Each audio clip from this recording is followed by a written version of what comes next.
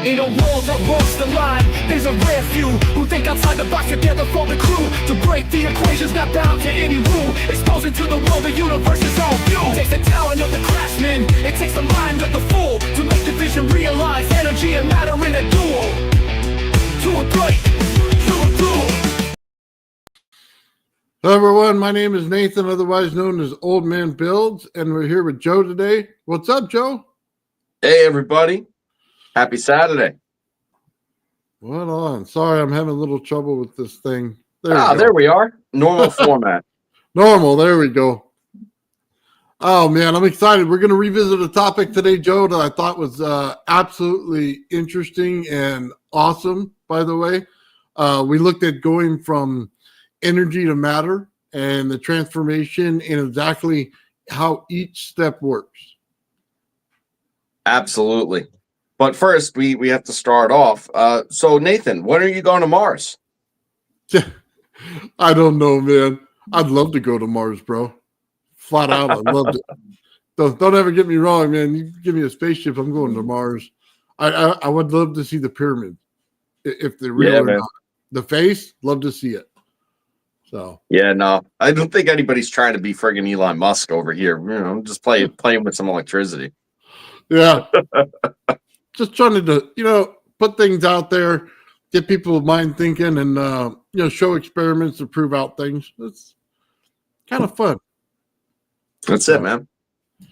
All right. Yeah, no, this is a great topic for this week. And, it's really good that we decided to revisit this one because, we talk about it all the time without really specifying it. But when the last time you and I crossed this bridge and had this discussion, really there's sort of still some stuff that had to be ironed out. I think that the viewership also at that point was a little bit lower. So that this might be really new to a lot of people also that have sort of joined and followed. And I think it's awesome that we're taking another stab at it. And I think that it's something that we should continue to build upon as we get a better understanding of exactly how all of it applies to the physics that we generally look at day to day. Yeah, absolutely. 100% agree with that. Yeah. So, Joe, you're going to be doing most of the checklist here and kind of going through exactly how it works, and I'm going to push in with some comments. So, by all means, start us off. All right. So, because of the subject matter, I'm going to give a classic straight dope disclaimer that I don't claim that I know anything. These are ideas and theories that I've come up with, and I'm not saying that I believe them to be entirely or inherently true, and I think that things should always be open for debate. But given some of the knowledge and experience that I've had on the subject matter, and then having hundreds and hundreds of hours at this point of these podcasts and everybody experimenting and stuff, I think that this particular theory really kind of got more solidified over time as opposed to debunked. So I think that that's cool, but just know that take everything with a grain of salt, and always question, criticize, experiment, and stuff like that with what we're kind of bringing to light here, not presenting it as some sort of absolute fact. But I think that everybody should find it interesting. Absolutely. Yeah. So the theory is kind of this, and it's a multi-dimensional type theory where everything is layered and built upon itself. And the first layer of it is an absolute still and serenity. And before anybody says, well, that doesn't exist, we know that doesn't exist. Well, you have to think outside the box here and just understand that in order for there to be some kind of motion, movement, or potential value, there has to be something at a 0 point, at an absolute plane somewhere. It's just not something that we can necessarily experience, right? So that's the first sort of layer, is this absolute still serenity. And that's before any ether, fabric, anything like that at all. Now, once you introduce a sort of any sort of pressure on that system, a differential onto that perfect zero, because there's now a differential, it can no longer be at a valueless figure. It can no longer be perfectly still. Okay. And that kind of collapses into a potential and ends up being more or less what we would think of as like a longitudinal wave. Okay. A wave that is dimensionally more simplistic than a regular waveform. All right. Through the interaction of those potentials, then you add another differential in to the equation that would introduce frequency into the equation. Now, once you introduce frequency into the equation, you've now crossed over into Planck's, like scale of existence. Before that, they're like time and space are really condensed and more less dimensional. Okay. Whereas once you cross over, now you're subject to time and space the way that we would experience it, and the frequency is ultimately introduced. From there, those sea of frequencies then interact with each other and result in all sorts of different constructive and deconstructive interferences.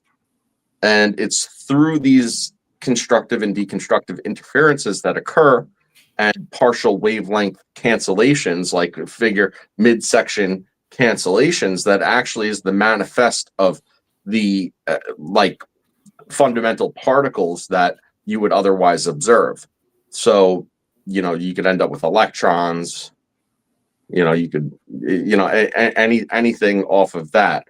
And then once those fields are created through different levels of attraction and repulsion, there would then create another set of differentials, okay, that would ultimately lead to density levels and that would be the differential at that point, is attraction, repulsion, and then density levels on either side of what's being created. And really, it's at that point of that you start experiencing fields and field interactions. Magnetism, plasmatic interactions, and all of it works off of a gradient of energy manifestation. So depending on what these density levels look like and what they're comprised of and so on, it will be deterministic as to what the manifest of the energy ultimately is, whether it's electrical, magnetic, or plasmatic, or and the like. Okay, so that's sort of that realm of it. Now, once you start reaching higher and higher density levels of this energy, okay, and it's put under so much pressure, there's ultimately a point of a tipping scale where you end up coming up with atoms.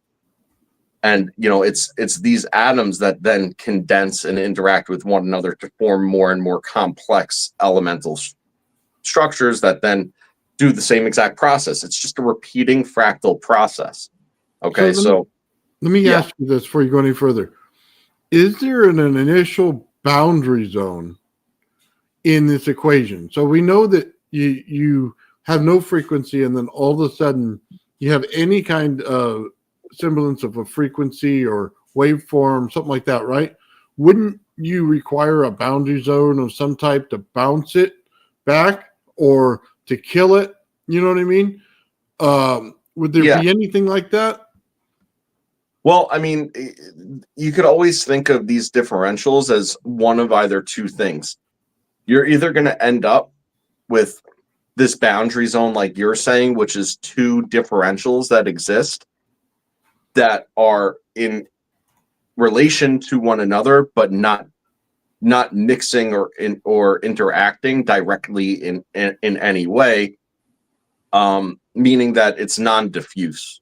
Okay, so rather than have diffusion zones of different energy potentials, instead you have like more or less a membrane, and of it, where this field ends and this field ends, and now they're up against each other, and at that level, there could be both attractive and repulsive forces happening simultaneously that keep them in some sort of lock but there is absolutely in that case a boundary when there's no diffuse gradient differentials. Okay. Yeah. So that's what I was curious about. You define a boundary, and then I don't think the frequency just runs linear. I think that it's going to go out in every dimension when it hits, or initially maybe on a plane, but in every way.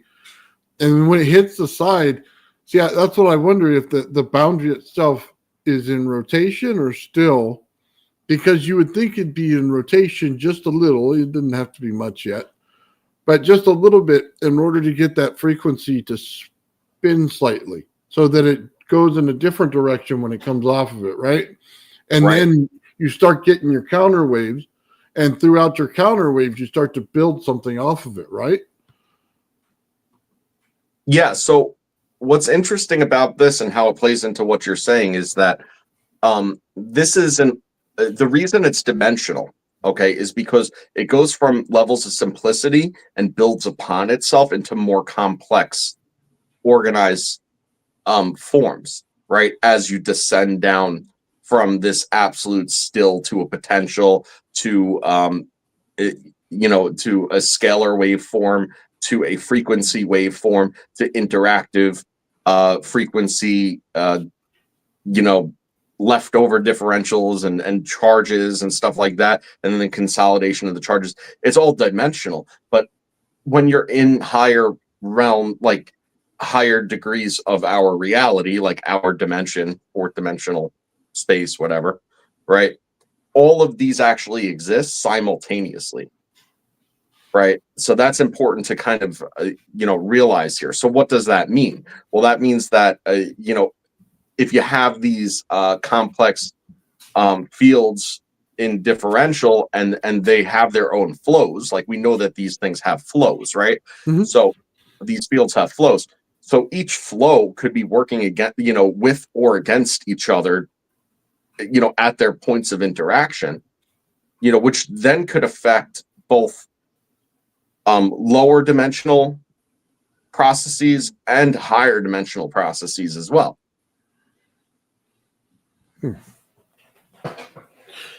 Yeah, how do I want to say this? Because you're going to frequency, now you have to make that frequency flow in a direction that it somehow starts making magnetics. It makes the dielectric, you know what I mean? It's got to coalesce into a thing that will eventually make matter out of it, right? Mm-hmm. So at some point, the outside of whatever you're building has to move, or the frequency has to be moving when it hits it. It's almost like the frequency hits it, creates an energy source on the outside, then shoots back. But the energy source is continuous on every level now that when it gets around all the way, that you get that energy in rotation. That rotation goes into, any part wherever it decides where those frequencies are crossing, then it has to coalesce together in order to pull stuff in, right? Right. So it's kind of, I'm trying to get to the point where we have energy, and then out of energy we can get matter. So it has to be some form of, Right. structure. So once you start getting higher energy density levels, okay, assume for a moment, because I think that delving into the cause of what would the cause of all this be in the first place, right? Like if we skip past that part, because that's like, more occult esoteric than anything, like we don't have to worry about that. If we just focus on the idea that matter already exists in some way, shape, form within this, right? And energy exists some way, shape, form, you have to understand a couple of critical factors to bridge the gap between energy and matter. Okay. The first thing to know is that there is a gradient. Okay. And the gradient really lies within two very principal things. plasma, just generally plasma, okay, and hydrogen. All right. The reason I say this is because plasma is matter like energy, okay, and hydrogen is energy like matter, okay. So they're and they are but very interchangeable, you know, very interchangeable. So hydrogen actually wants to go back to a plasmatic state, be released as release its energy, okay, and be matter no more. Like that's kind of hydrogen's deal, you know. But hydrogen could also be the root of all other elemental matter that exists when it's compressed enough. So once you bridge this gap between plasma and hydrogen, and you realize that the compression of energy on a higher density level of hydrogen type matter could ultimately transmute hydrogen into heavier materials, and we know this through fusion. This is why the sun ultimately, you know, works off of hydrogen turns to helium, right? That's how that goes. It turns into a more complex and heavier, you know, material than it originated. Okay. So just real quick, a question. High frequency light equals hydrogen. So do you agree with that or disagree? I mean, it's really hard to say because when you look at, okay, so photons can be turned into matter. And generally the way that would be kind of scientifically currently acceptable that would be the case is if you have high frequency light that's collided with gamma radiation, because those are the two highest densities that exist. Okay. So when you smash one with the next, then there could be you know, element. You could basically collapse the light into matter at that point, and that matter would be hydrogen just by nature of its simplicity. If you do that enough times and you have a high enough accumulation of hydrogen, you know, and then the densities are still there where the pressure on the condensed hydrogen then starts reacting, then you can start making heavier heavier elements out of that. You know, and aside from the elemental aspect of it, you know, then you have certain elements, and when they start combining, if the energy is at certain frequencies, that could influence the arrangement of the atomic structure, which then in turn could lead to new elemental formations. So here's my only thing to light. In a lab setting, when I go to work on, say, high voltage or anything, right, you can pull the anode and cathode apart and you get nothing, right? There's no visible light. You turn off the lights, you can put, you know, anything, there's just nothing. Now you bring them together, you have light. Now, in some form, you're either getting a static electricity or a magnetic aspect to it in order to pull from the anode to the cathode where you're going to get visible light. Now, it'll start out real faint, real light purple, you know what I mean? And then it'll go into every different color spectrum based on the distance and the amount of rotation. If you put it in there for each one, it'll start changing. I go through every single color of the rainbow in my lab, just simply building them out. You know what I mean? And changing distance. So I have a little trouble with the, you know what I mean, the frequency to light, unless, see, and this is what gets me, when I ran my Tesla coil experiment, it went from pure frequency in that Tesla coil to light in order to create the plasma, right? So I saw visible plasma light coming out of it with no, you know, cathode to it. It was just, you know, basically a wire coming out as an anode. Again, no primary to it. So it's kind of confusing a little bit. Okay. Well, I mean, I have a response to that. I mean, again, and whether or not this is correct, again, full disclaimer, I don't know that I'm correct about this, but this is what I would figure in that case. You know, when you run certain frequencies. Okay. You would need a certain amount of frequency interaction to occur in order for it to start discharging photons. Okay. What we know about photons, generally speaking, is that they're emitted in photonic packages. And the reason that it's photonic packages is because now, again, we're going back to, frequency wave interference.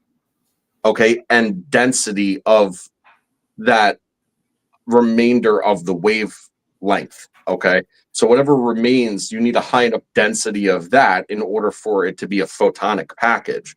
If it's just occurring and then flowing and it's in a form of, near pure resonance and it's flowing, it doesn't actually get to the density levels in that circumstance because it's always cycling. Right. So you need a certain amount of accumulation of that positive offset frequency interference to occur in order for there to be a photonic light emission. That's what I think. Okay. I think I got that. So he mentioned here, look at white holes. They explain hydrogen. I don't know a lot about white holes. Yeah, I mean, me either, really. So I just know what I see when I build things. So I have to take into account that I used a wire to build that. And then at some point I had to hit oscillating frequencies in order to get that. So, at some point we're going to have matter. So the question is the matter always been there in some small part, or has it not? So that's kind of my questions. We don't start out with much in the universe, I guess, when you first start, but there has to be some form of matter somewhere, right? Whether it be in the walls and you're knocking it off the walls or whatever, in whatever structure you got to have something, right? Yeah, I mean, I think this is sort of where it goes back to, they say Big Bang. We'll refer to it as that for the sake of this conversation, just because it's easy to. I have my own sort of theories on what that really looks like, but that's for a subject another day, right? But Mm-hmm. it would actually make sense that if you want to consider the Big Bang as the recycling of energy through a toroidal flow as it enters into the more or less event horizon of compression, right? So you have all this junk outside spinning, twirling, and coming toward a point. And when it reaches that point and it gets compressed and it's about to enter into your center flow of a torus, as far as our perspective of it is concerned, because it's both inside and out reality, right? But when it's entering into that center flow of compression, it's actually going to be like compressed and shot out and continue to be compressed as it reaches the center point, greater and greater and greater. That's the ultimate recycling machine, is what that really is. So in that process of when it's expelled through the center of compression and then put out the other side to an ever expanding back toward the bottom pole of your torus, more or less, right? That could be the manifest of an origin of matter in its original state. What do we know about matter generally? Well, once matter exists in relation to energy, not only do you have the manifest of electromagnetic properties that occur, right? Mm-hmm. But you also have now the seed for differentials that exist between the newly created matter and the energy, which ultimately that seed could build and grow. So you have matter that attracts to other matter, creating differentiations and densities that exist with the energy that's actually in a diffuse state. It's actually getting the energy is getting sort of weaker as it travels out. So the matter actually overcomes the densities of the energy, and it can actually build in resonance through its greater pressure differential, if you want to call it that. Hmm. Yeah. But like Interesting. white holes, black holes, I don't know who said that a minute ago. Like, I mean, I don't know a ton about that, but like, I mean, if a black hole's a mouth and white hole's an ass, I mean, it makes total sense why it would suck in whole matter at one end and blow out pure potential hydrogen out the other, because of that exact same mechanism. It's making it into the most simple form. It's like a form of digestion. You know, that's sort of what it is. It's like cosmic digestion. An interesting way to look at it, I guess. Yeah. Yeah. So yeah, see, I always wondered, like, if you get to the like the asteroid belt, right? And it's kind of like a null zone where, you know what I mean, you don't have anything in, there's no planet, there should be relatively no gravity. I'm sure there still is, though. But right there, if you start setting off frequencies and stuff, I always wondered, would some of that stuff, obviously if it was small, would it start to coalesce? You know what I mean? Would it start to form around it? If it had the right properties, and would it start to form something more? You know what I mean? Just by that one thing. Yeah, that's sort of where I'm going with what I was saying. You know, once you have that seed of matter in a sea of energy and potential, that matter is going to want to actually attract to it all the and that is the gravitic force, by the way. But it's just at such a different scale and level. If you're talking about a speck of dust that's accumulating other specks of dust, it doesn't seem like the same thing. Well, it doesn't have to start large. The same thing. It is the same thing. Yeah. Yeah, you just need something to start moving. That's really what it is, right? So if you had like a point where the frequency is, and if something starts moving around it, it starts to make the fields that you want, right? That's pretty much what we're looking at. If I started with the frequency and the frequency itself started some kind of movement in it, or created an energy value in it, and that thing started to move in any way in that toroidal shape, then it starts the process of what we need to go. Yeah. I mean, I think that one thing I just in a train of thought, I just like reverse thought of an idea that we've already kind of touched on, right? Mm-hmm. But the inverse must be true too, right? So if you have electromagnetic properties that are manifest in the presence of matter, right? We know this to be true, right? Then what does it mean if you have matter that exists in a void of little energy? Then at that point, like, what, you know, does the manifestation of matter start accumulating greater and greater and greater and greater? And I think the answer to that is, well, yeah.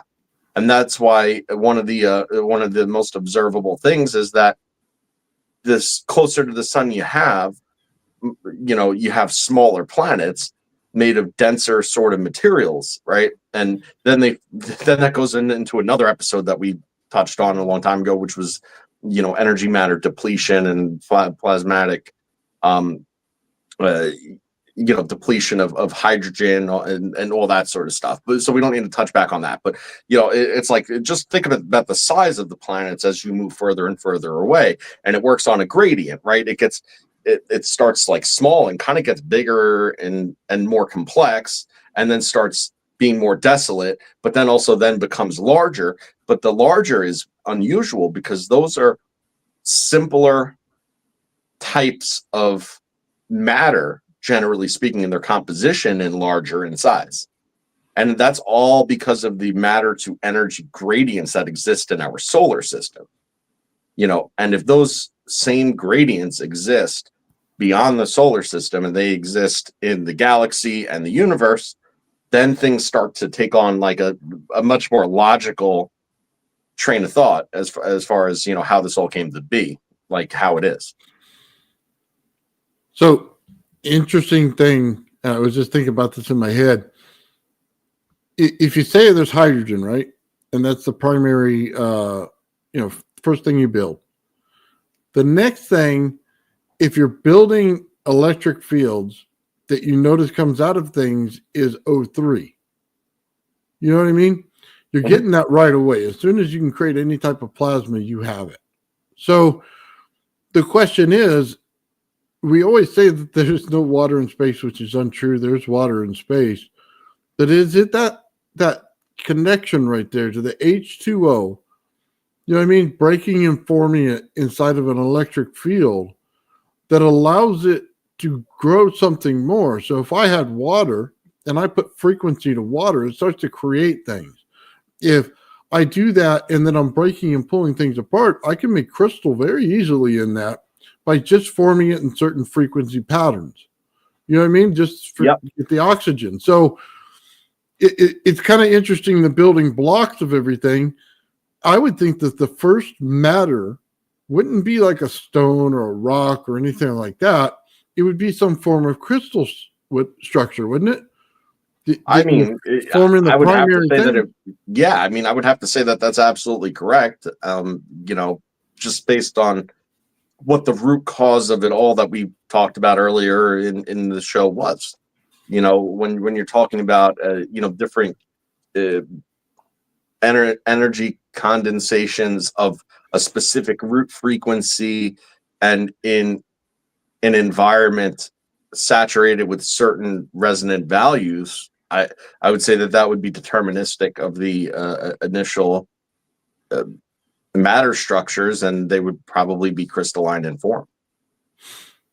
So if we know that and we're building out these things, this is what's so interesting, because you get into microwaves and then they can grow crystals faster, right? Or you get into certain frequencies that they have to deal with. And then we know crystals themselves have frequency. They also have magnetism that goes along to them.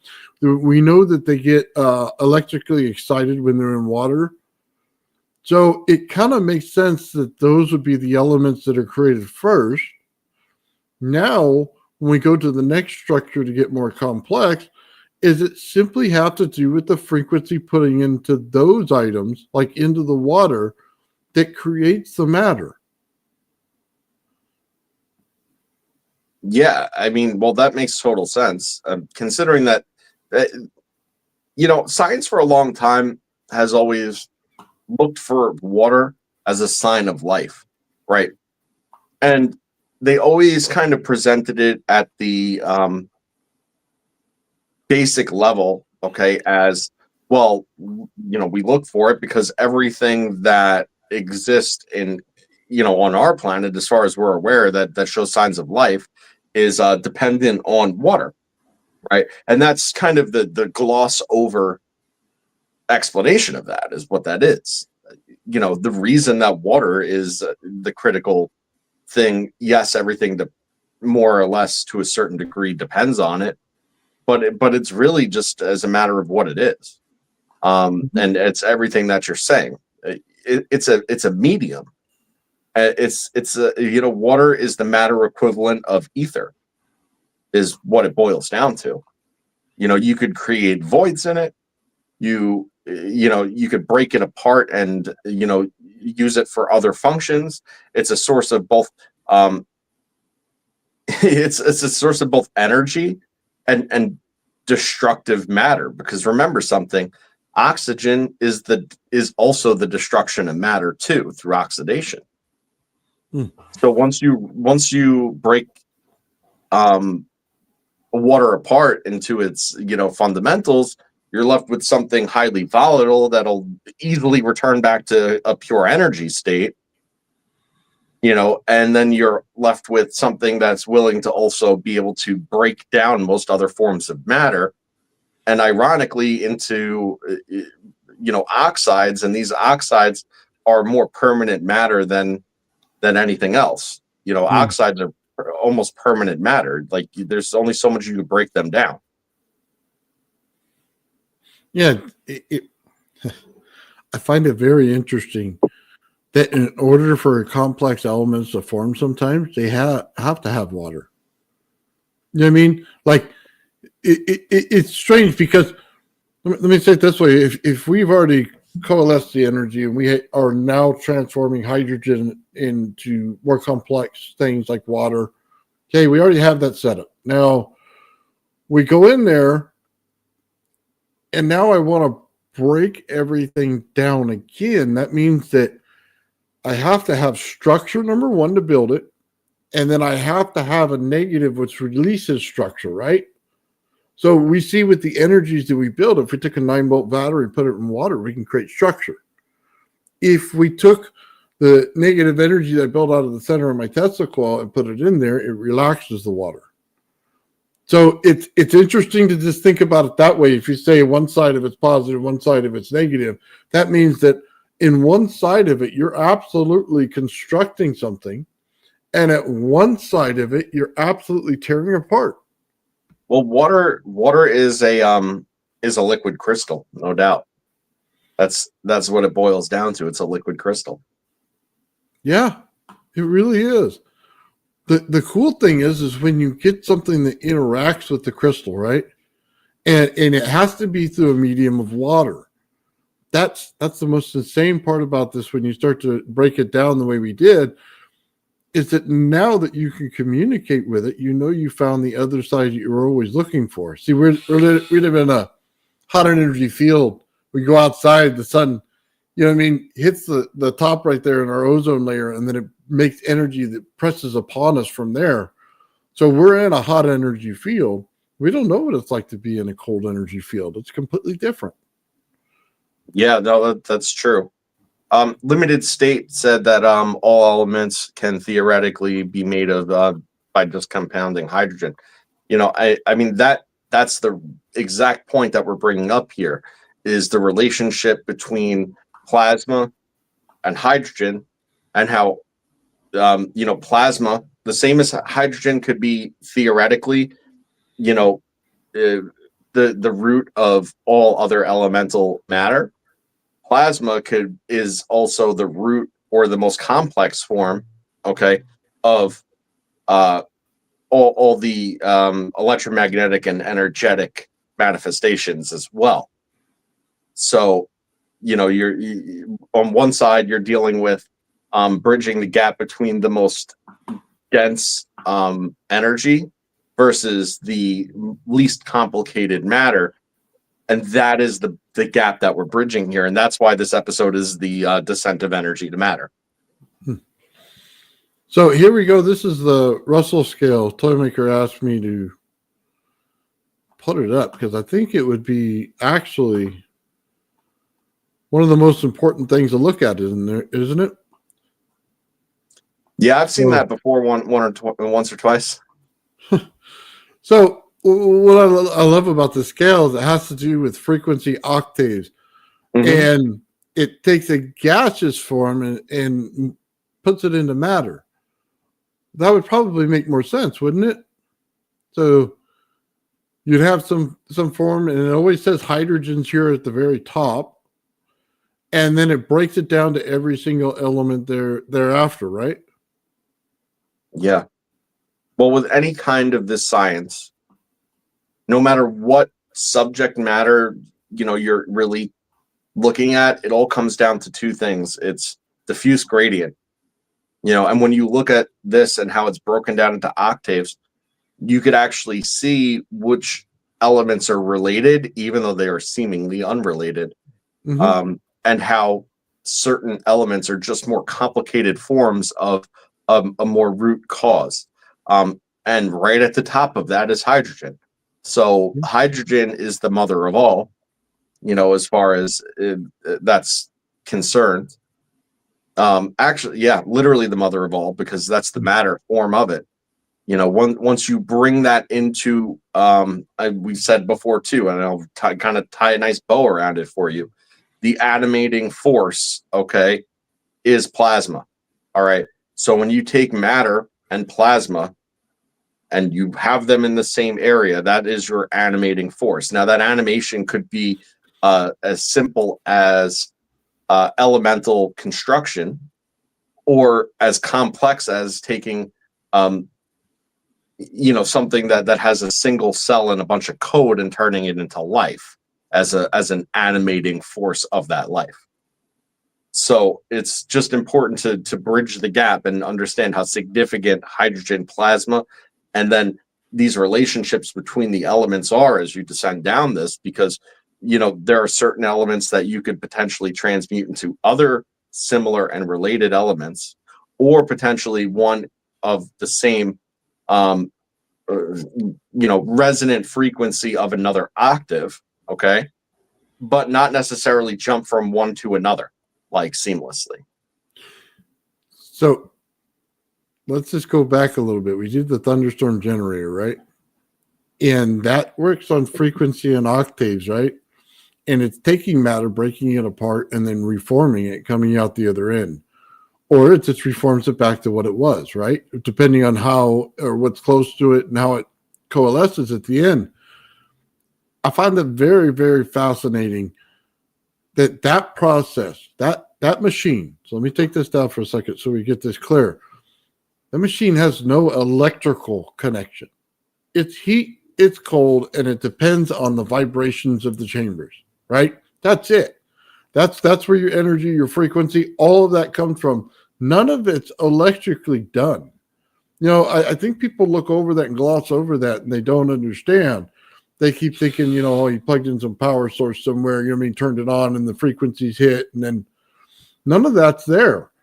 If frequency itself is creating the energy. So if you got a plasmoid in there and you have that frequency that's constantly repeating over and over and over again, you're going to get energy.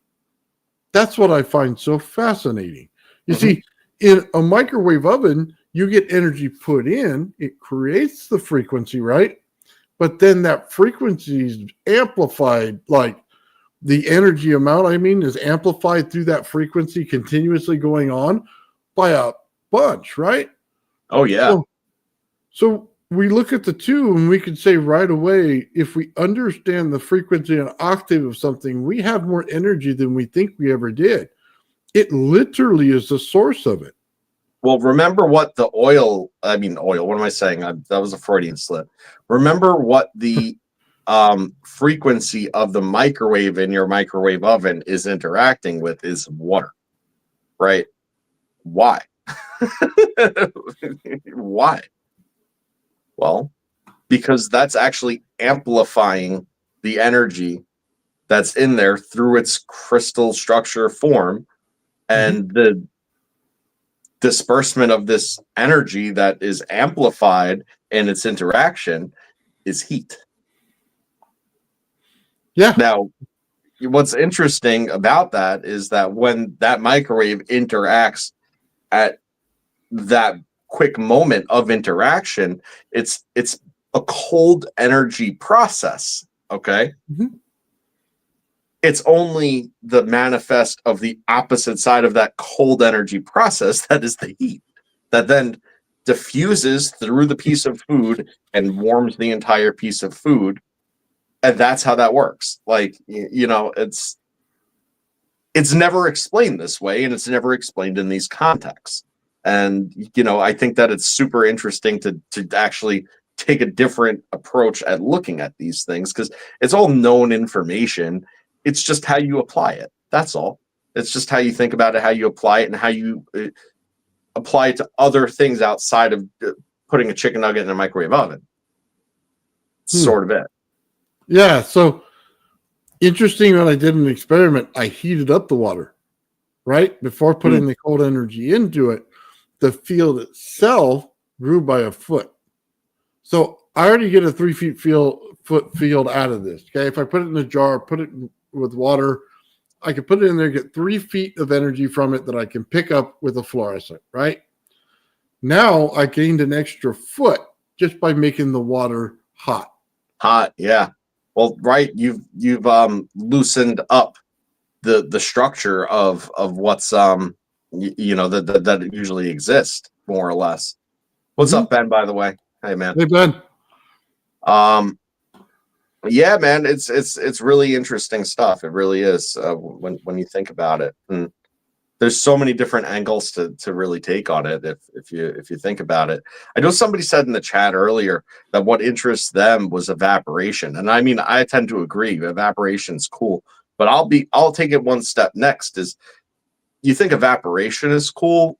Oh, sublimation is way cooler. Skipping phases and going straight from from solid to a gaseous state is, to me, like, I mean, esoterically, it's something that you want to do with your own life. Okay, but aside from that end of it, the idea of going straight from a solid to a gas state with totally skipping the medium just goes to show how important liquids are in the grand scheme of things. So at any temperature. let's talk about vibration in there. Once you create the heat, it's vibrating the oxygen in the water, right? That constantly moving it so it has more energetic qualities to it, so it pushes the field out further. That makes perfect sense. Yeah. I mean, I'm good with that. Well, that and the densities also change. Again, it just all goes back to densities. Whenever you heat something up and it's preparing a phase transition, the whole nature of the phase transition is the density of what's occurring. It's the same reason as when you take propane and you put it under pressure, it turns to liquid, right? And if you were to pressurize it further, it'll turn to solid.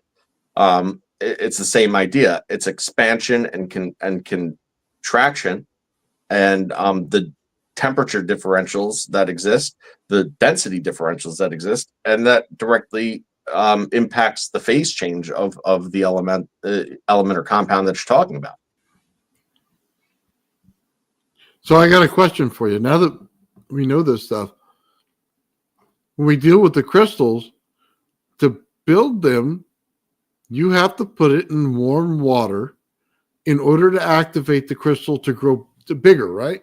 So you put the little crystal on the string, you put it in warm water. The warm water itself allows that crystal to grow. So it's creating more, it has to be creating more energy inside of that little cup or whatever it's in, right? In order to do that. That's interesting. So It is. if we took hot water to a crystal, normally we put it in cold water, right? You see people setting these things up, they put it in cold water, or room temperature water.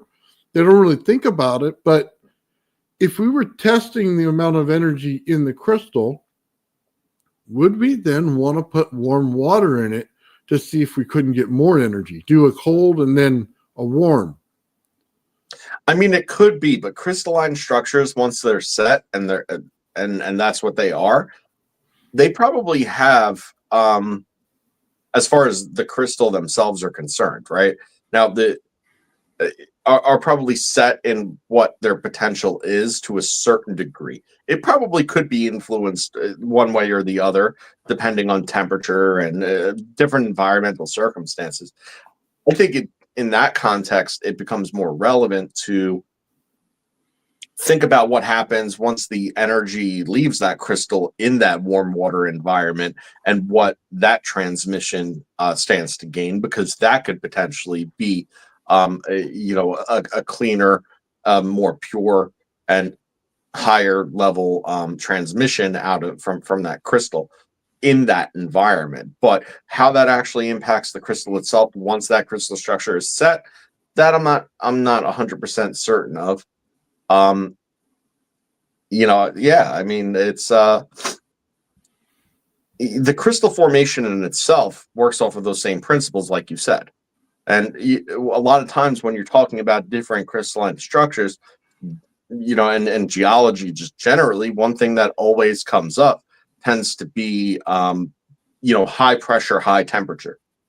High pressure, high temperature is how you're going to be able to get super solutions in water to create high density brines that couldn't exist at sea level atmospheric pressures. It just can't, or temperatures.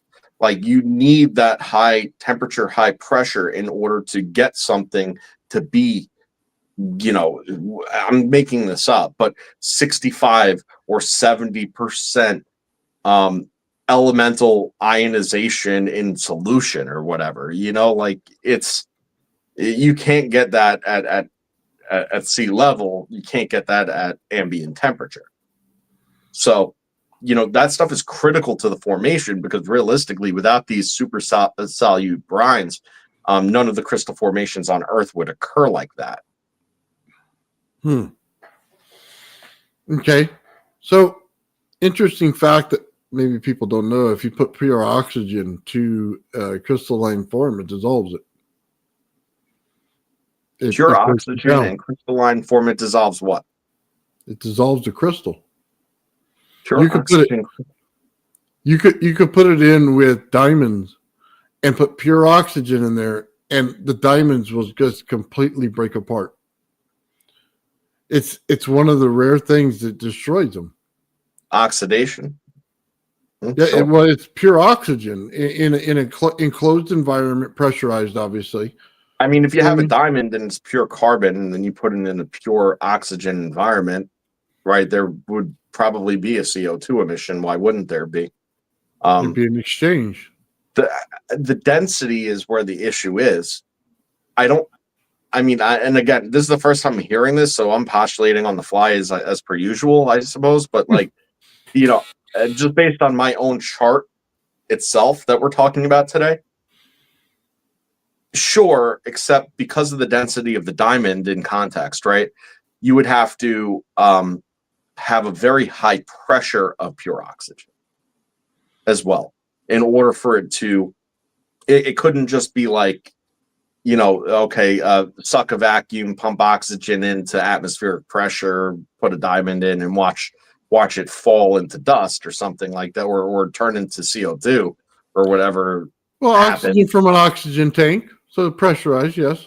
Yeah, so if it was pressurized, yeah. Liquid oxygen would probably, how far into the stream are we? 50 minutes? Probably fuck it up 2 ways to Tuesday. I got my F-bomb in for the day. No, one of your favorite channels that you watch, Joe, for that chemical guy, that young-looking guy, super. Oh yeah, Nile Red, yeah, he did it. He put the oxygen in there, man, and just completely. Oh, I remember that. You know what? I have seen it before because Nile Red did it. You're right. Yeah, he got what do you call it? Industrial diamonds. Mm-hmm. Yeah, that's right. And they just, I saw this, right? Yeah, thank you for refreshing my memory. I would love to show it, but he copyrights everything, so I can't show it. But yeah, I just thought it was so awesome, man. It just not many people know that about crystal. It's just the oxygen itself would tear it apart. So the interesting part, and the reason I bring some of this stuff up, is when we get to our crystals that we want to build, and they build on frequency, right? So think about it this way. If you have water that activates it, and then the activation of it and puts energy into it, if there's energy in there, there must be frequency in there. If there's frequency in there in a confined environment, you must have magnetization in there, which crystals do, right? Mm-hmm. So that it starts to explain why we're getting energy out of them when they click together, right? Because those things can form and they hit, right? But now, can we make that crystal more energy by using those things to convert it?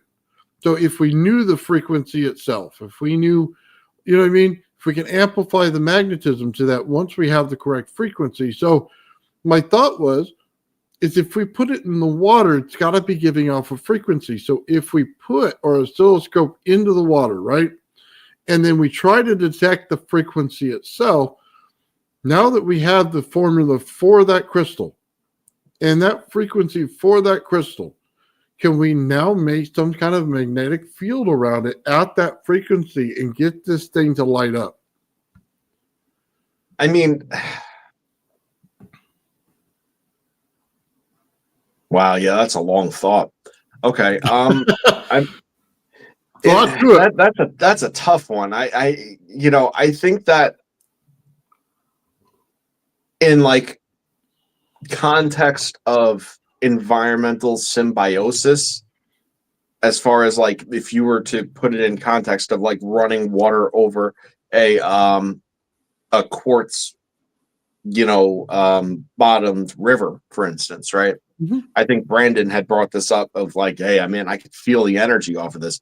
I mean, I think that when you're talking about like larger scales, flowing water, pressure on a piezoelectric, the crystal structure, I think that water itself would be a different frequency than the root water in which percolated from the ground or melted from the mountains to feed the river. In that context, if you're talking about taking a single large crystal and putting it in still standing water, I don't know that the effect would be significant enough to be detectable. But that's not to say that because it's not detectable that it doesn't have an effect ultimately on the water crystal structure itself and the resonance of the water itself. So take the waterfall and just look at it as a pulse wave. So it hits it continuously, right? New forms of water hits it continuously. So we're not just creating a magnetic field just to turn it on, right? So we would want to turn it on like you do a Tesla coil. You want to pulse it at the frequency, right? You want to continuously put a pulse into it. So you're looking for it to tap it and get it to tap back. Now, we know it works on a watch just like that. We tap it, taps back, absolute time, not a big deal, right? So now if we pulse that magnetic field at the right frequency, can we tap the field that's going on inside it once it's activated with the water? And then will it tap back? That's the curiosity there. That's why I ask about the light, because if it taps back, it's not just tapping back once, it's tapping back through all the structures that are exactly the same, because they're all built 100% the same in frequency. So that's why I'm wondering if the whole thing lights up, because then we're tapping it right. And it's going to be continuous. It's like it may start with a little bit, and then grow to the whole crystal over time. Right. So you're talking about the same thing, like a locality saturation at that point. Yes. Yeah. I mean, that makes sense too. It does, and the way that you're now explaining it actually makes a lot more sense to me. And I could kind of get on board with that. Yeah, it's possible. I would say. I also will say that the same exact theory that you're saying, though, I feel like is true whether it's a crystal in water or anything. So anytime you have anything in pure resonance, if you're also tapping into that pure resonance of any two objects in relation to one another, that same type of building and extraction could take place. Now, in nature, it tends to be a pretty rare thing. But when you're talking about consistency and coherence, you're dealing with, crystal structures being a great example of that. It becomes inherently easier, right? Because when you're talking about a piece of wood and a piece of wood, they're both pieces of wood, but that doesn't mean that their resonance is exactly the same. We know this from building musical instruments, right? They have different properties, and even one piece of wood to the next is never exactly the same. Mm-hmm. They have different densities, they have different cell structures, they have different anomalies.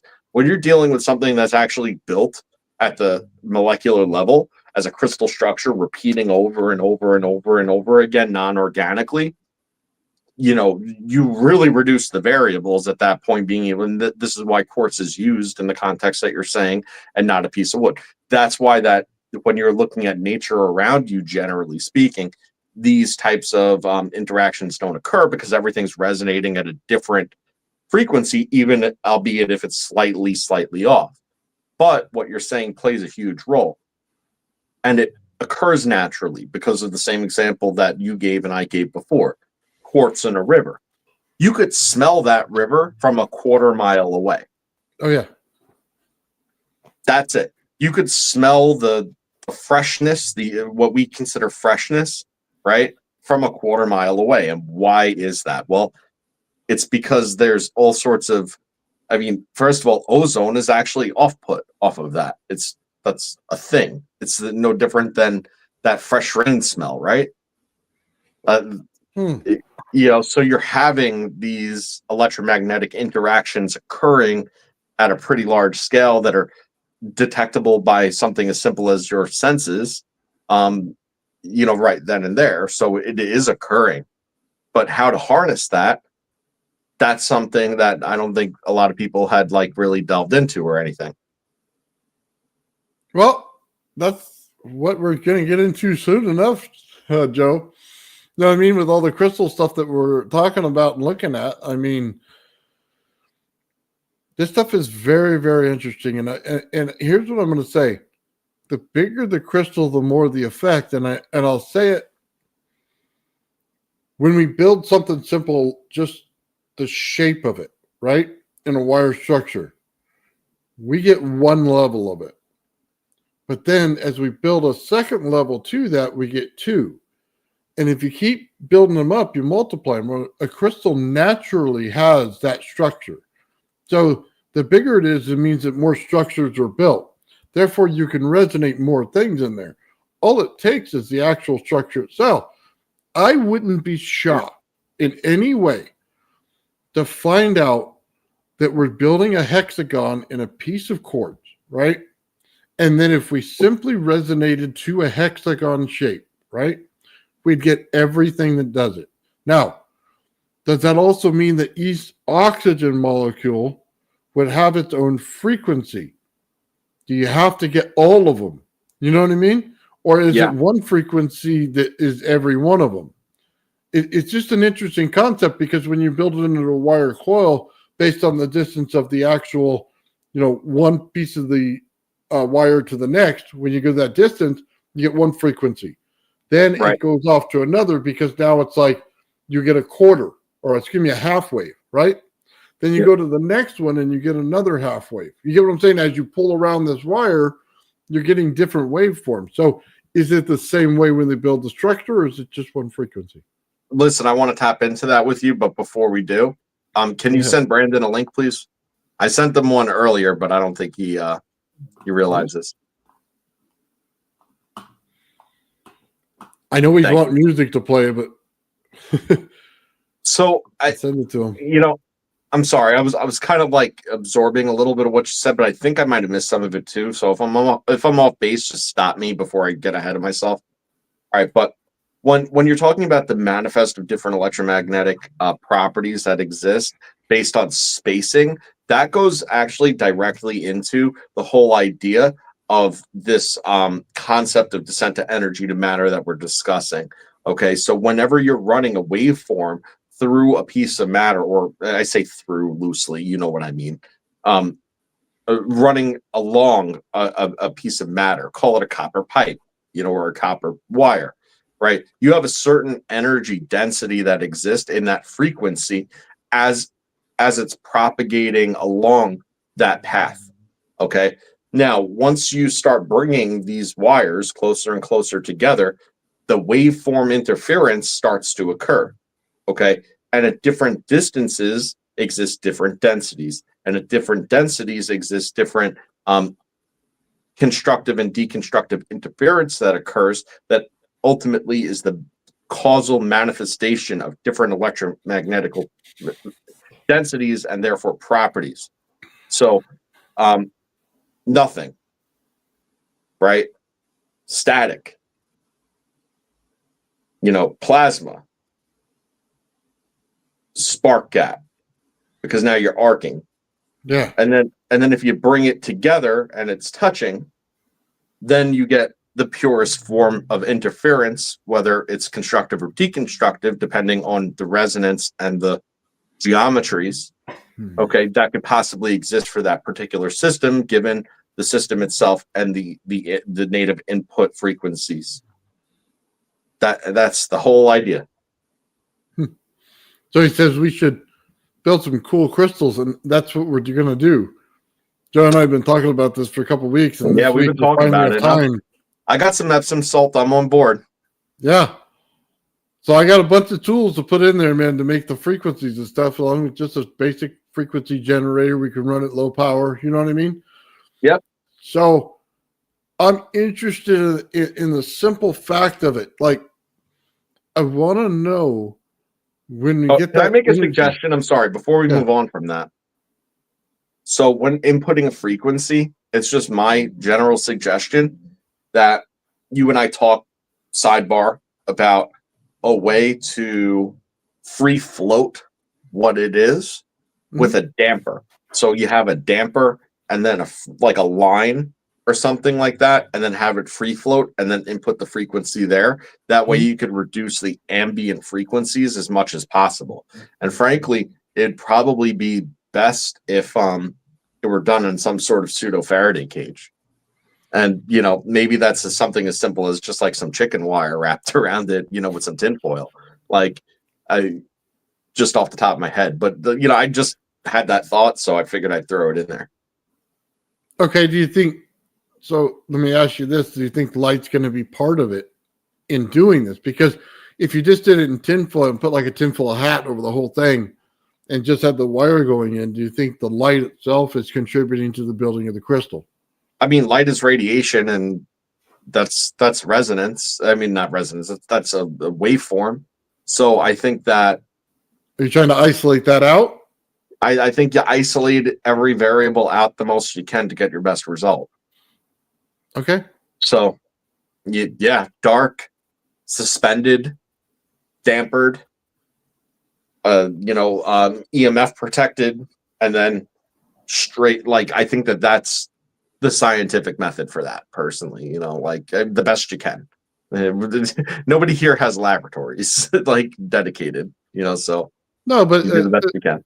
A simple tinfoil over the whole thing would stop any frequencies from the outside from getting in, and then whatever's in there is going to grow.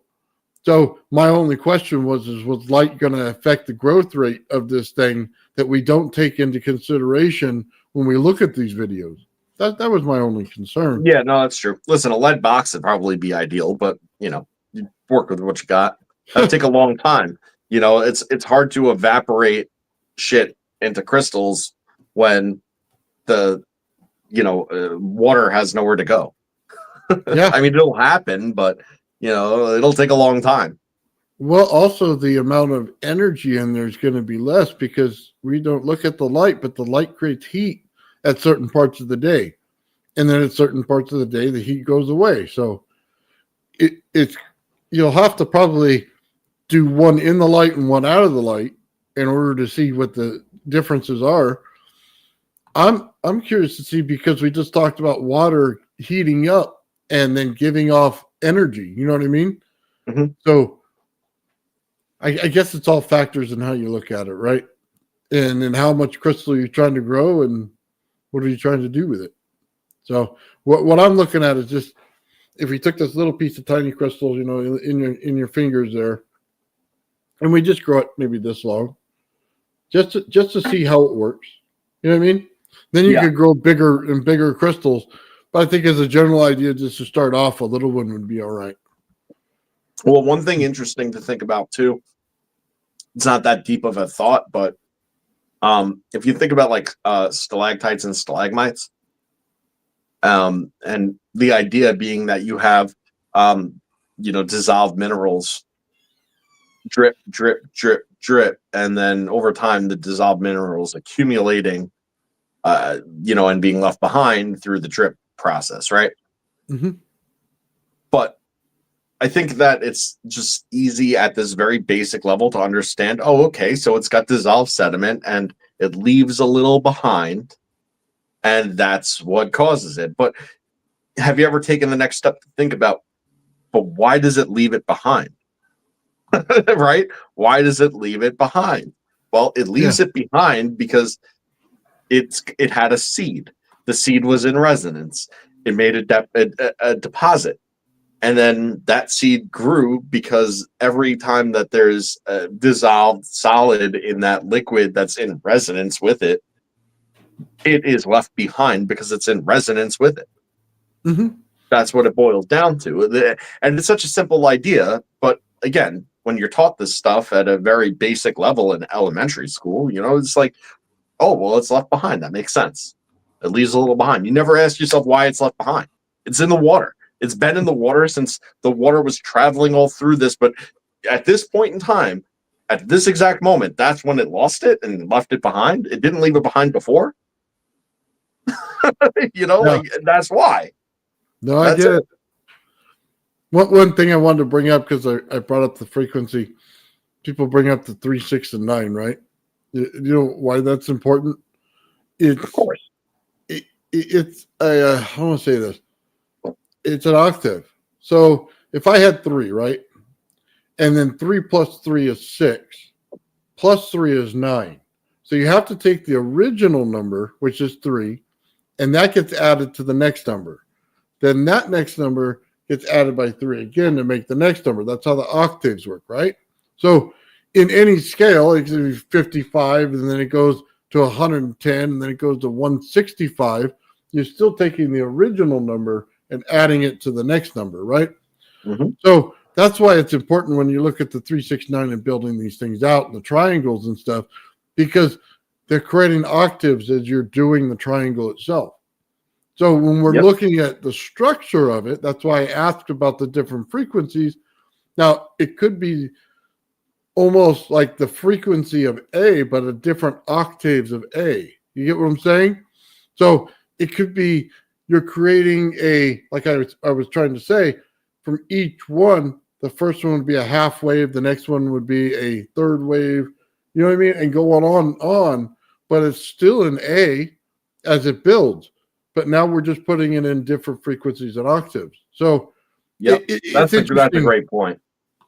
Yeah, it's interesting because you may have the same main frequency in the beginning, but then it's going to build out over time.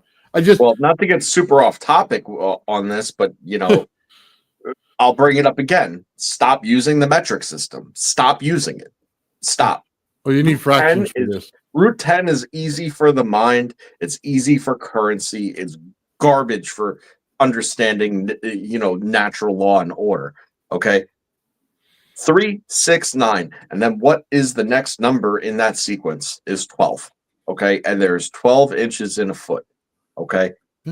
It has nothing to do with how big an inch is or what constitutes what an inch is. It's how you break down what a foot is, and then how you further break down what an inch is broken down into: halves, quarters, eighths, sixteenths, 32nds, 64ths. Okay, it's these rational fractal patterns, okay, that exist in imperial measure, all right, that are wildly related to the ratios that exist in natural order. Okay, you have to understand this if you're going to start engineering shit that works, because working off of a root 10 is broken. And that's why Europe and Canada uses it, is because they're fucking broken too. Like America knew this, and guess who knew this too? The founding fathers, who measured in inches and feet, who are also Freemasons. And you have to remember something. In Fahrenheit, there's a reason that ice melts at 33 degrees. Okay? Like, wake up.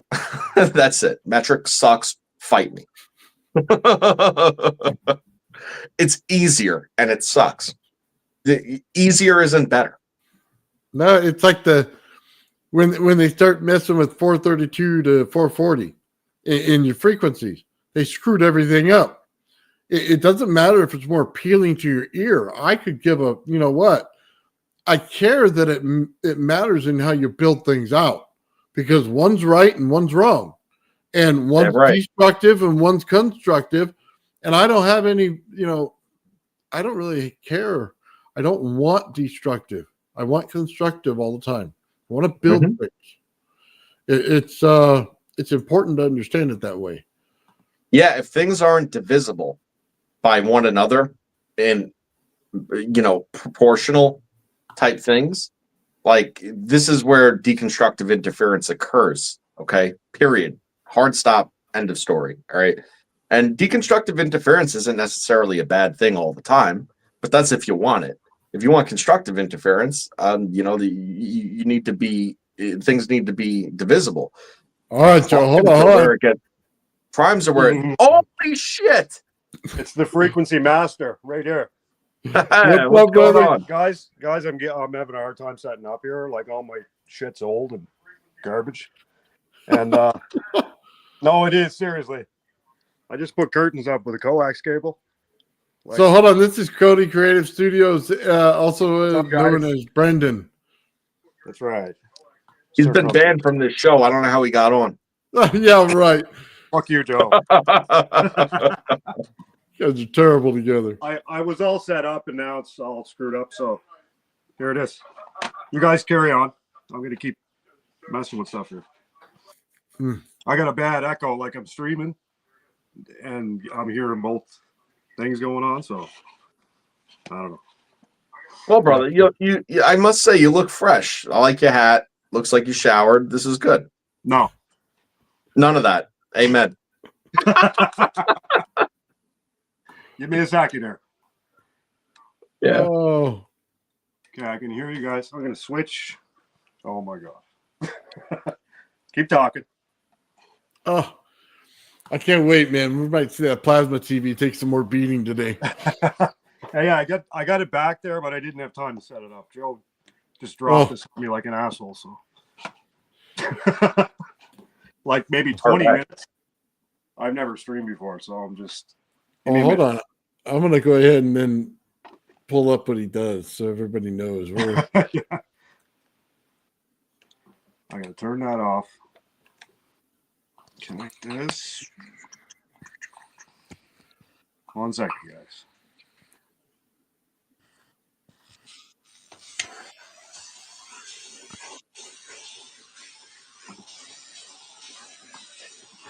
That's so cool.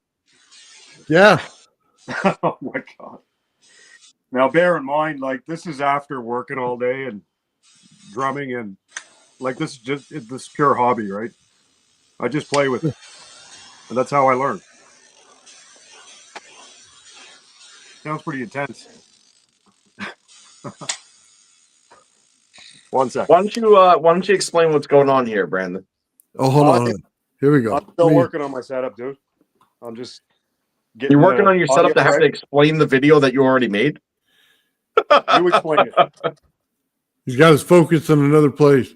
All right, I love you. I love Yeah, you. Go do what you're doing. I'm so fussy with audio stuff. Like I'm a sound Nazi. Everything else, I'm not. I don't. You're not really allowed do. to say that, Brandon. Oh, I'm sorry. See, I'm gonna get him in trouble. I told you this, Joe. I'm not fit for TV. Look at that. The wood's actually moving when you put the electricity into it. Yes, sir. That's cool. Now, can anybody explain that? Like, from what I Yes. understand, it's dielectric. Attraction, repulsion. I don't know. It's my theory that you have an ambient charge that's actually being put to your sink, that's on, and then That's that's right. creating a Signal charge separation. That's then creating a repulsive force. That's what I think. I think you could be right for a change. Yeah, asshole. I can hear you. It's fine. Are you guys getting any echo? No, we're okay. Not really. You're fine. Okay, good. Perfect. So what it is you're taking that piece of wood and you're saturating it with energy. And when you saturate it to energy, just like a static field, it'll pull and cling to things. And then as the energy shuts off, it releases. And you'll continuously do it. Yeah. That's exactly what happened to you. Thank you. It's like my rock, except wood. I know, but and hooked like, up to a power source. didn't Tesla use wood as an insulator in a lot of his setups? A lot of the setups had wood to it. Yes. His tower construction, his transformers. I think he used it quite often as an insulator and construction material. So let me ask you something. The pipes going in, are they copper or the metal that go into the actual sink? It's totally okay. I'm renovating the camp here. It's totally isolated earth ground, and it's just connected by a wire. Okay. But so none of the pipes and everything go into the ground at all. So, okay. No, nothing. Everything that is grounded is my own ground that I put in. I put in an 8 foot piece of 1/2 inch copper pipe. It's not like a mains ground. Yeah. I I think it's more of the, yeah, like you're saying, that's the static field pushing on it than it is an electric. Well, I shouldn't say that. Static field is just a low magnetic field in there. Then you can bring up the magnetic field, and then, you know what I mean, obviously it changes. So you have like a low amp field going on there. Yeah, like a high density charge separation. It was. If you want to be fancy about it, yeah. Sure. I think that's the flyback setup, and it was just a 23 watt CFL as a driver.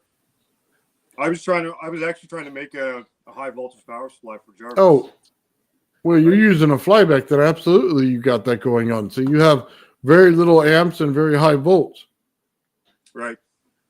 Absolutely, yeah, that's exactly what's going on. Yeah, It was moving totally- lots of flow. It was the last thing I did that night. I was ready to fall asleep, man. I was like, one more try. I just put a screw in the wood and hooked it up. And I'm like, what the fuck? I mean, the thing's moving. It was actually pivoting on a cup in the wood. Mm-hmm. I got all excited. I'm like, what? Okay. I thought about it for a minute. I'm gonna expose Brandon for a second. He does some really, really cool and interesting stuff just with wood generally. Trying to, make surface levels of like graphene nanoparticles, and then You mean try- making cells out of them. And he's getting good charge off of them, especially for what they are, which is awesome. What do you mean trying, Joe? I'm not saying trying. You did it. I've seen it. That's what I'm saying. I'm saying that you're experimenting with. I'm sorry to use the word trying. I wanted to But give it I guess down. that implies failure. All my chat brothers are like G Jabber, Yuli, His Highness, all these guys that I torment and chat with, and just wanted to say hi. You guys are like my electro bros. I love it. Give me 1 second. I'm going to look up real quick because he has. He was playing with a washing machine motor a while back. That's actually a Samsung Smart Drive. Yeah. That Sorry. thing was wild, man. You can get a lot of power out of that. If anybody's interested in running a small, excuse me, a small scale wind turbine or water wheel or whatever. I'm almost there. Sorry. Just give me a second. Yeah, I can grab it. It's right here. Takes a while to go through the pictures, man, and some of the stuff's not appropriate for TV. Right. Nathan, you should really give me the down low on what we can and can't say too, because I'm terrible. Are you still there? Yeah, this is what we're talking about right here. So you connected it through a capacitor, and now you're arcing it, right? That was like the first test, just to see if I could get anything out of the 3-phase, because it's actually a high frequency 3-phase that comes out of it. And I didn't really have a clue of what I was doing. I had somewhat of a clue, but just trying different things, man. Trial and error. I'm no genius. Clearly. Yeah, so let's see if it's this one right here. I don't know, man. You had me fooled. I thought you were pretty on point. Now he's kissing my ass because he's scared I'm going to roast him live. Oh, kiss my ass, bro. I'll show everybody the picture. You know which one I'm talking about. Don't even go there, Joe. I know better. Hey, Joe. Hold on. Trying to see where the sparks were. Okay, that's one of them. This is one of them? Yeah, but it's sort of an evolutionary process. I sent you a couple of videos of just Well, there's your spark. There we go. how I came to that. But it was like those UPS backup power systems? Uh-huh. I had taken parts of those. They had some nice big juicy blue super caps, right? And I just wired them up in parallel. I took 2 bridge rectifiers out of old generator parts, like 250 amp bridge rectifiers, ran the 3-phase in parallel rectifiers to the cat bank, then to a spark gap. I forget. I hit it so many different ways. I was just trying, right? Oh yeah, But I well did- I understand that. Nathan, can you translate? I don't understand Canadian. You asshole.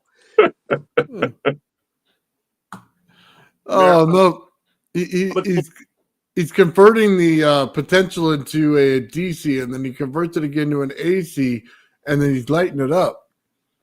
Man, it one revolution of that motor, it made enough. When I shorted the cat bank, it would stick the screwdriver to the cat bank. It was insane. Yeah, Then it started. Then I asked you about like it started to make me sick. I started to not feel well, and I know we can't go there, but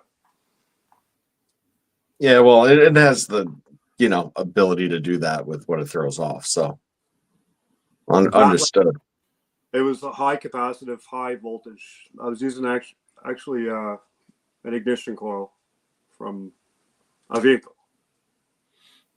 Oh, in one of those coils, let me see if I got this right. You have to take one side of it, and it's the anode, and then the other side is the cathode that comes to the center part of it, and you can get a spark coming out of it with a basic 12-volt input. So it's got like a primary and secondary system, just like a flyback. Yes, right. But I was running 200 volts on the primary. Right. 3,000 Quite a bit different, yes. No, not 12. 3,000 microfarads and 200 volts would discharge at one revolution for the motor with one finger. Wow. And man, it was scary. Like if you don't want to accidentally hit yourself with this thing. I was gonna say, I hope you have like an auto send obituary going on, bro, because like Right. that shit dangerous. Well, I do it half asleep, so it's safe. Fair. Yeah, those motors are nice. The magnets on them are about a 1/4 inch thick, and they're slightly curved. And then the amount of copper on there, it's like a what do I want to call it? Like a 12 gauge, I think it is, copper wire, maybe a 14, but it's real heavy duty copper on there. So you're Yes. getting mass energy pulled out of there every time it goes around, and it weighs a lot. So you know that the metal in there, the soft iron plates, is quite a bit. And it's about, say, that thick, so about an inch thick at least. So you get mass energy pulled out of the thing with that drill hook to it. I'm talking to even just spinning it with my one finger. I could get enough power and enough bang out of it, like it would just my ears would be ringing for hours. Yeah, oh yeah.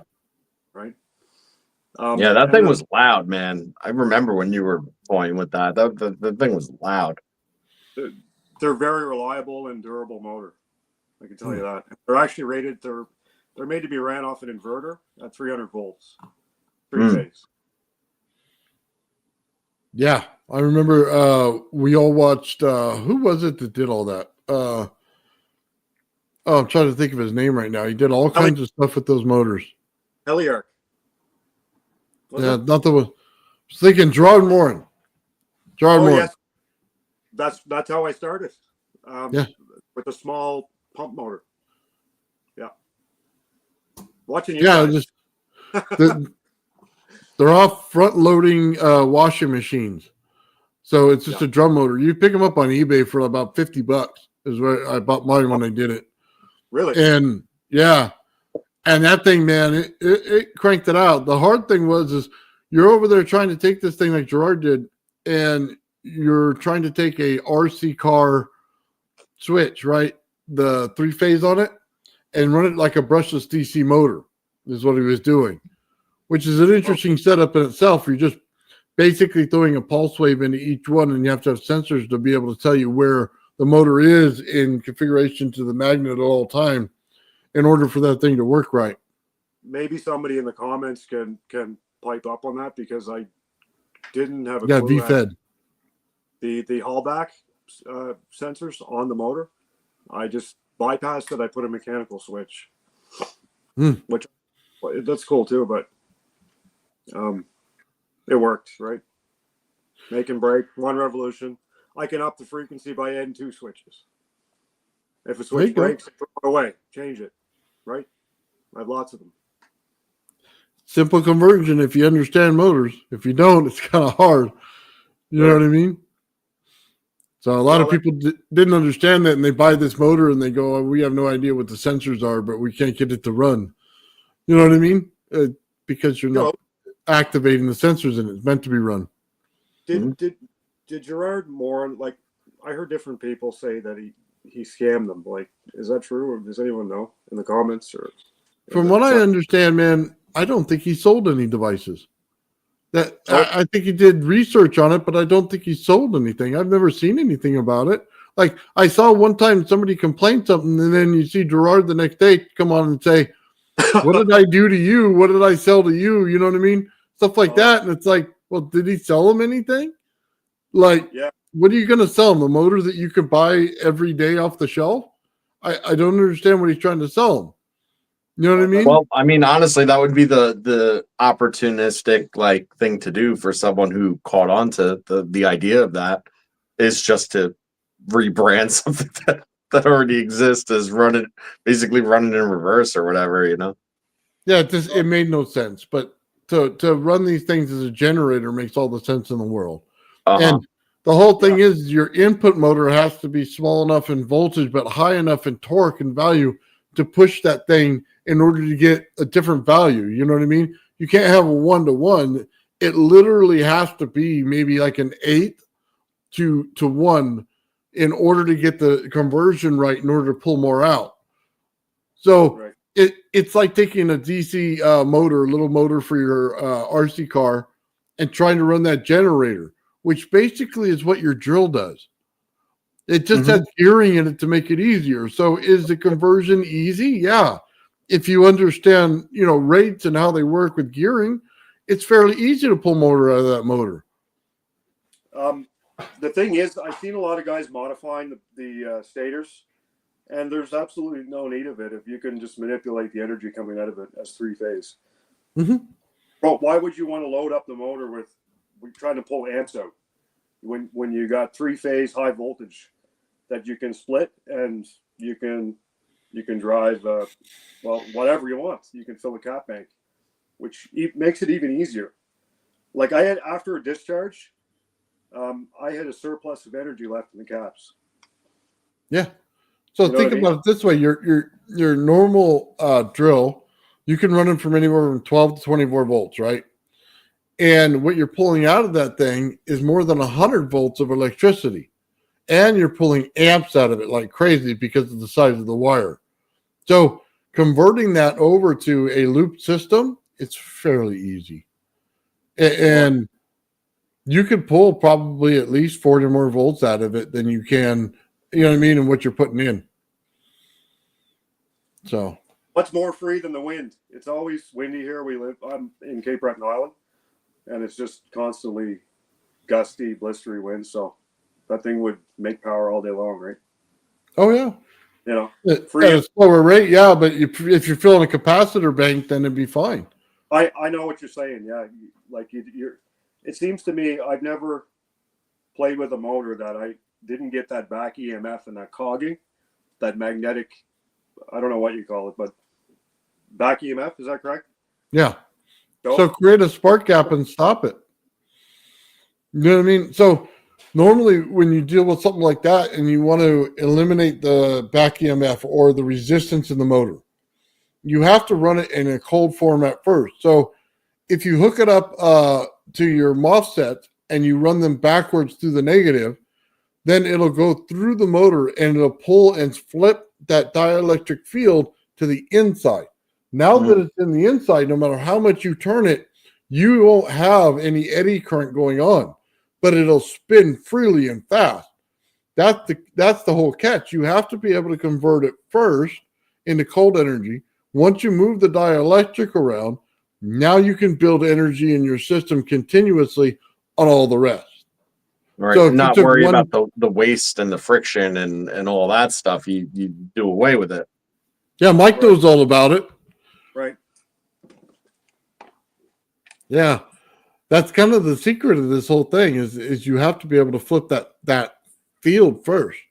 If you don't, then you're just going to get a bunch of cogging, and it's horrible. Like Mike deals in a pulse motor, right? So you pulse it once, and then it goes around, and the rest of the coils pull in.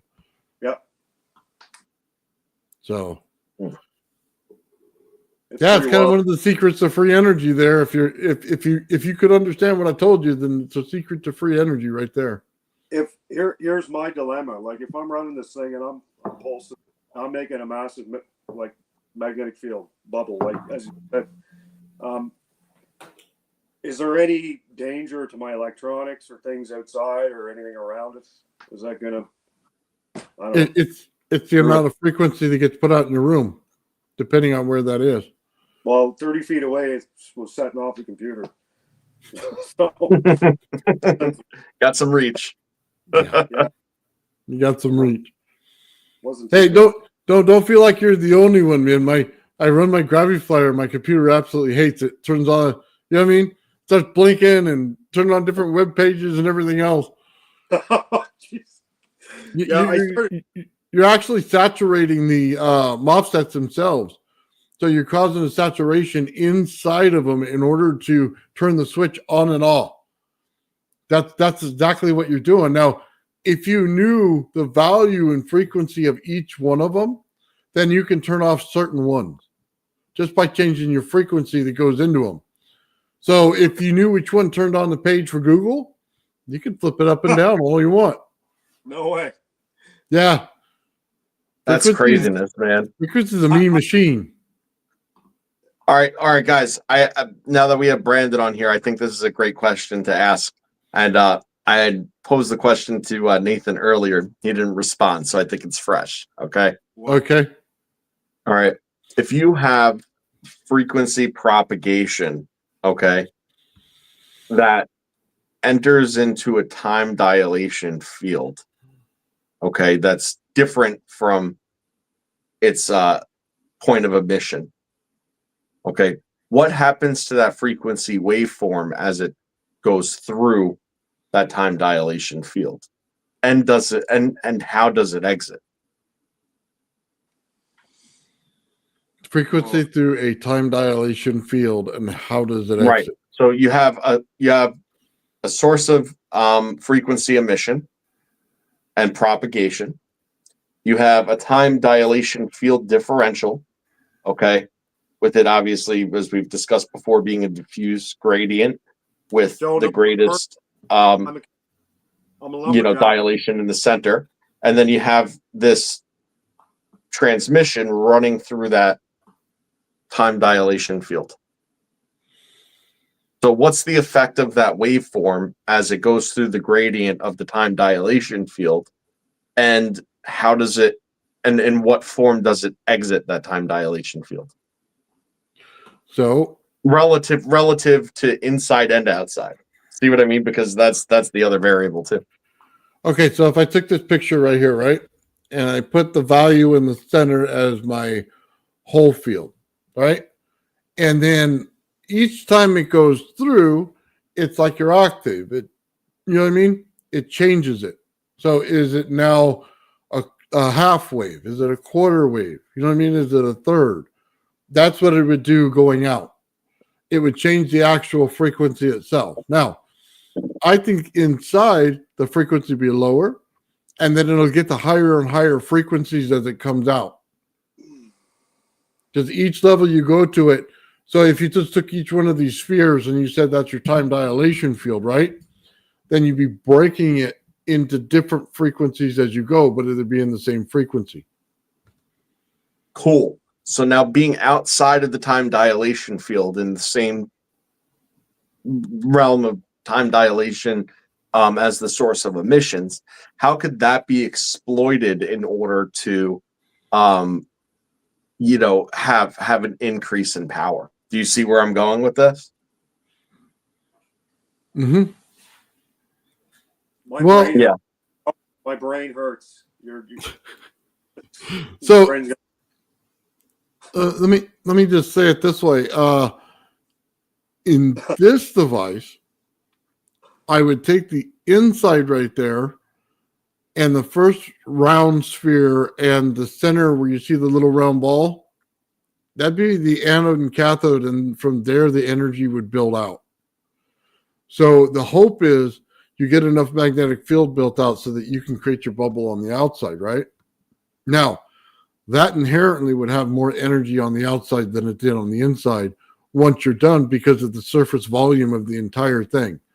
So if I say the volume on each sphere is multiplied by the magnets that are put on it to keep them evenly spaced, then the outside energy would inherently have more. Exactly.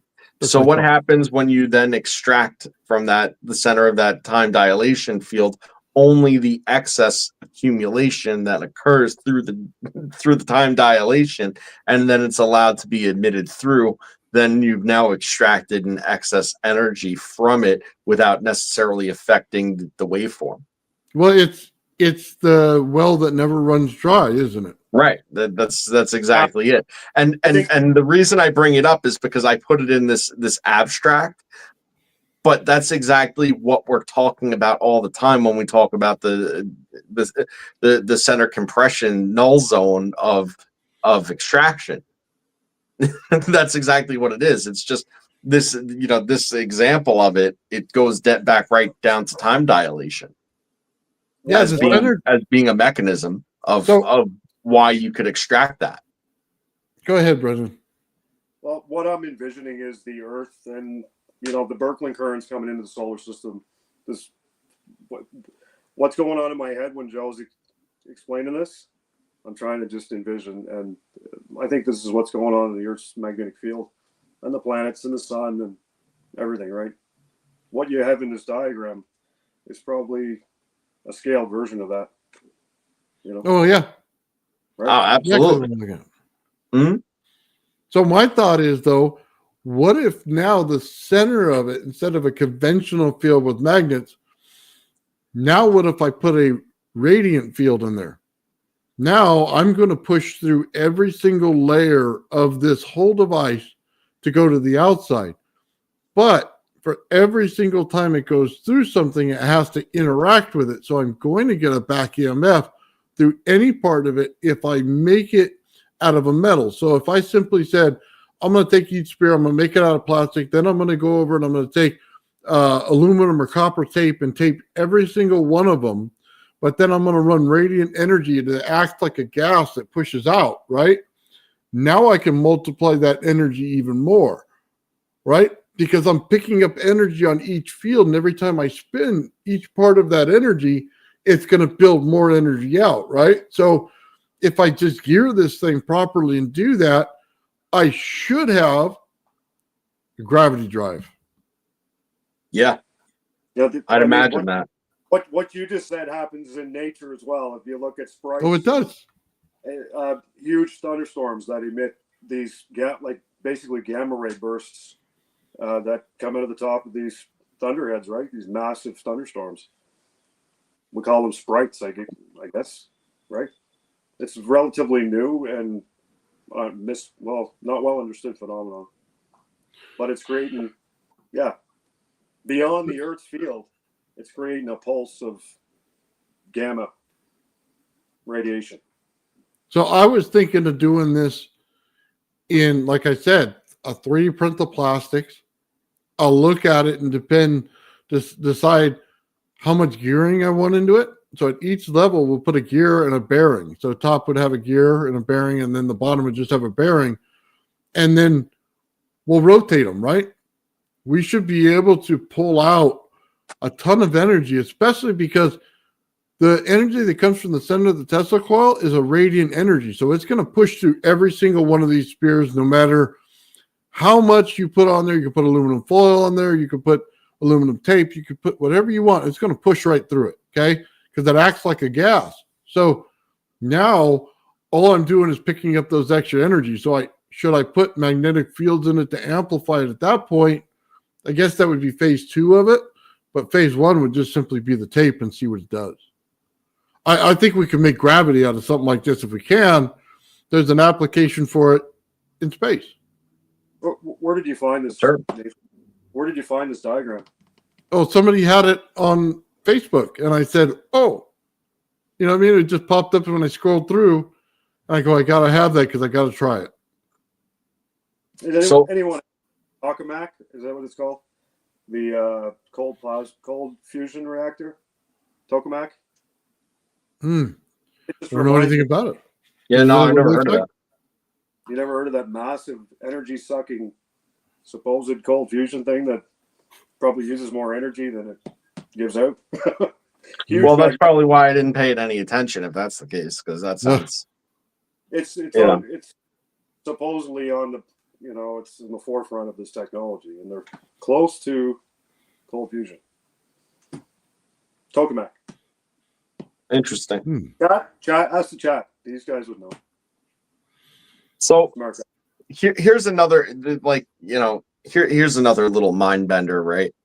And this goes to show about the relationship of matter in the solar system and galaxy and universe and space just generally. But when you step out of the thought of this whole planetary system of shit orbiting, and it's just like this round thing and whatever, we're also in this galaxy that's also doing the same thing, right? And then like so on, right? Mhm. And we know that that's not really what it is. It's like an ongoing chase.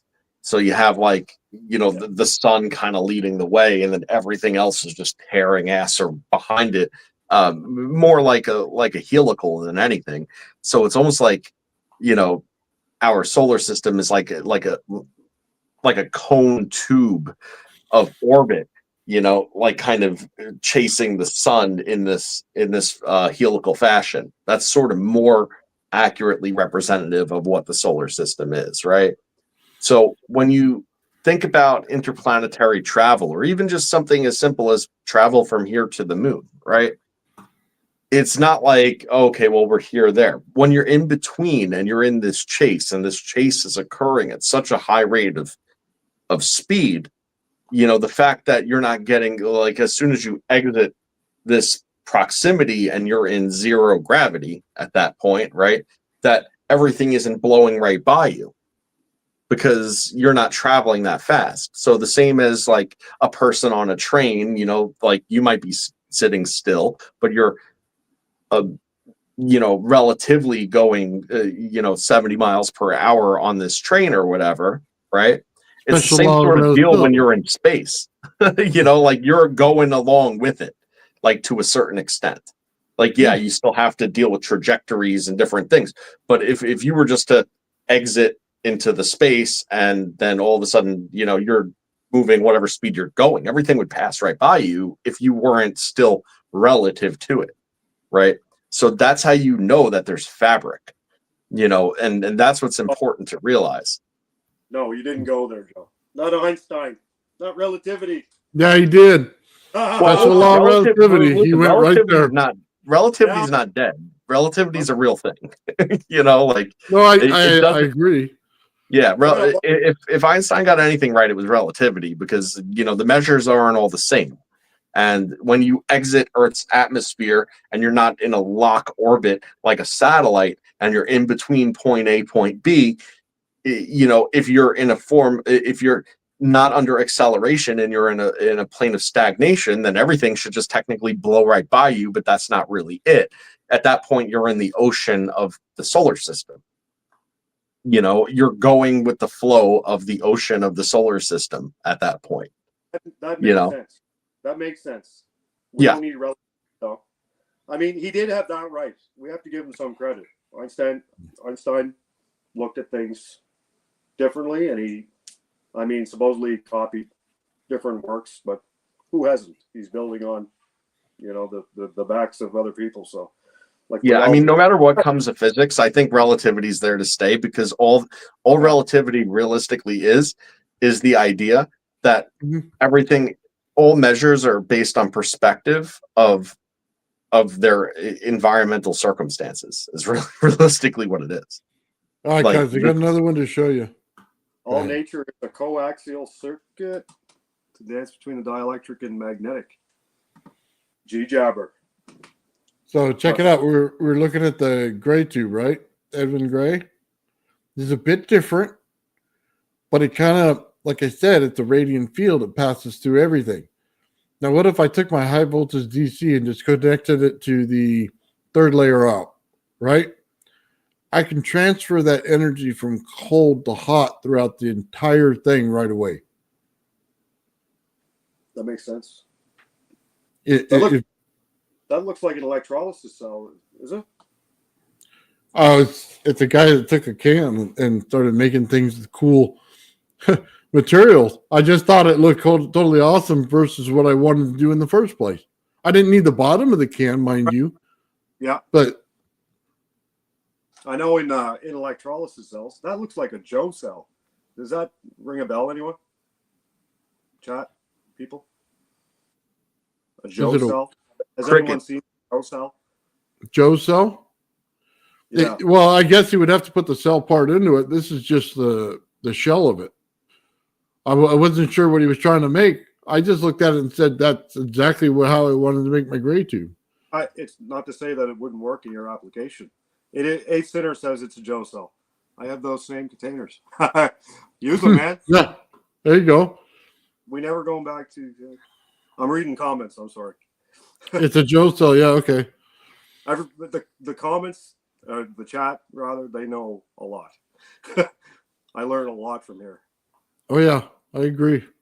Yeah. So what do you intend to do with this, Nathan? Well, what I want to do, like I said, I want to use that Tesla coil energy. And I want it to build out in a radiant field. It's going to pass through every one of these things without a problem. I want to trigger it. So usually, in order to create the hot field out of the cold side of it, you have to be able to flip it. So simply put, if I took the rod down the center and I added a bigger rod around it and I dropped it down in there, it convert my field.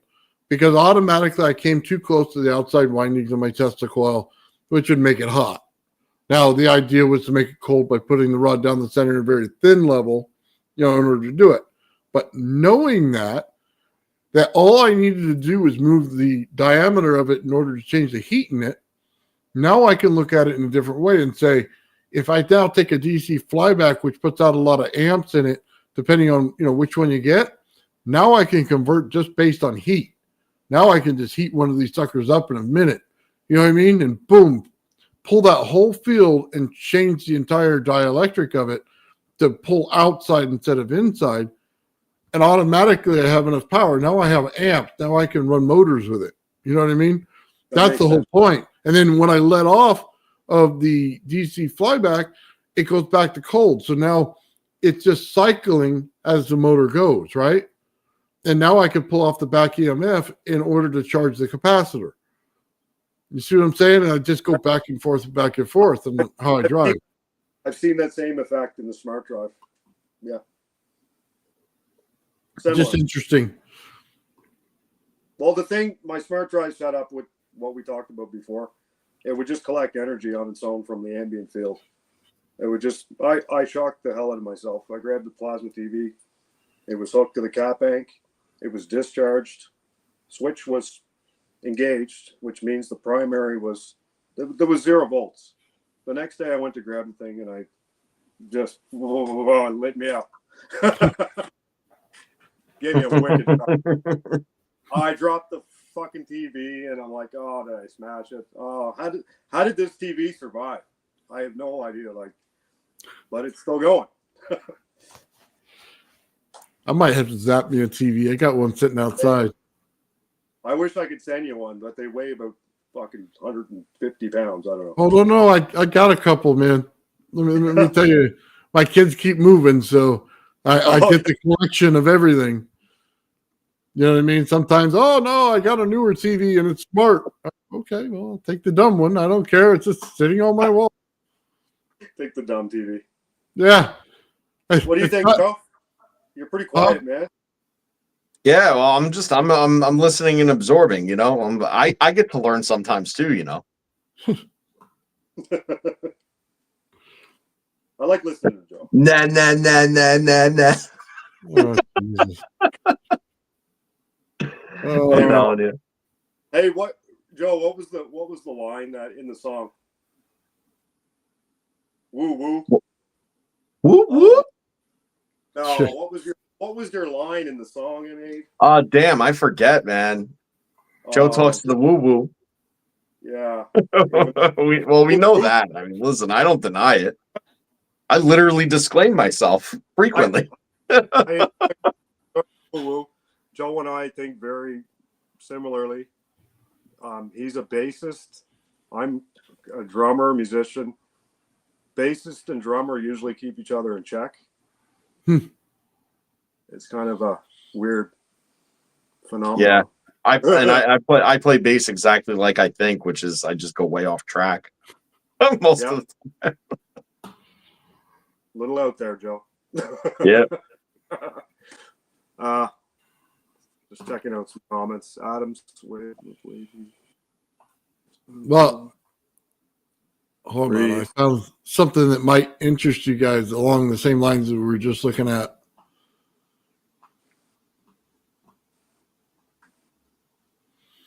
I'm getting a big time delay in what I'm seeing. I'm watching the stream on my plasma TV, and I don't know. It's like super lag. Yeah, there's a YouTube delay, from StreamYard. So if you watch it through StreamYard, you'll be seamless. But if you watch it through YouTube, you're going to be a few seconds behind. Yeah. Okay, thanks. So check this thing out. It's just like what we were just talking about. It's a sphere inside of a sphere. You know what I mean? Like a Russian nesting doll. Yep. Dude. But they're looking at it for anti-gravity, which would obviously, if you create gravity, you might have anti-gravity, right?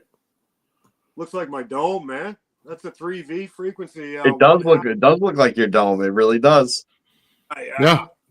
Now you're talking. Well, of course, this would play right in line with anti-gravity because each layer is a pressure differential. Every time there's a differential, there's going to be interfield torsions.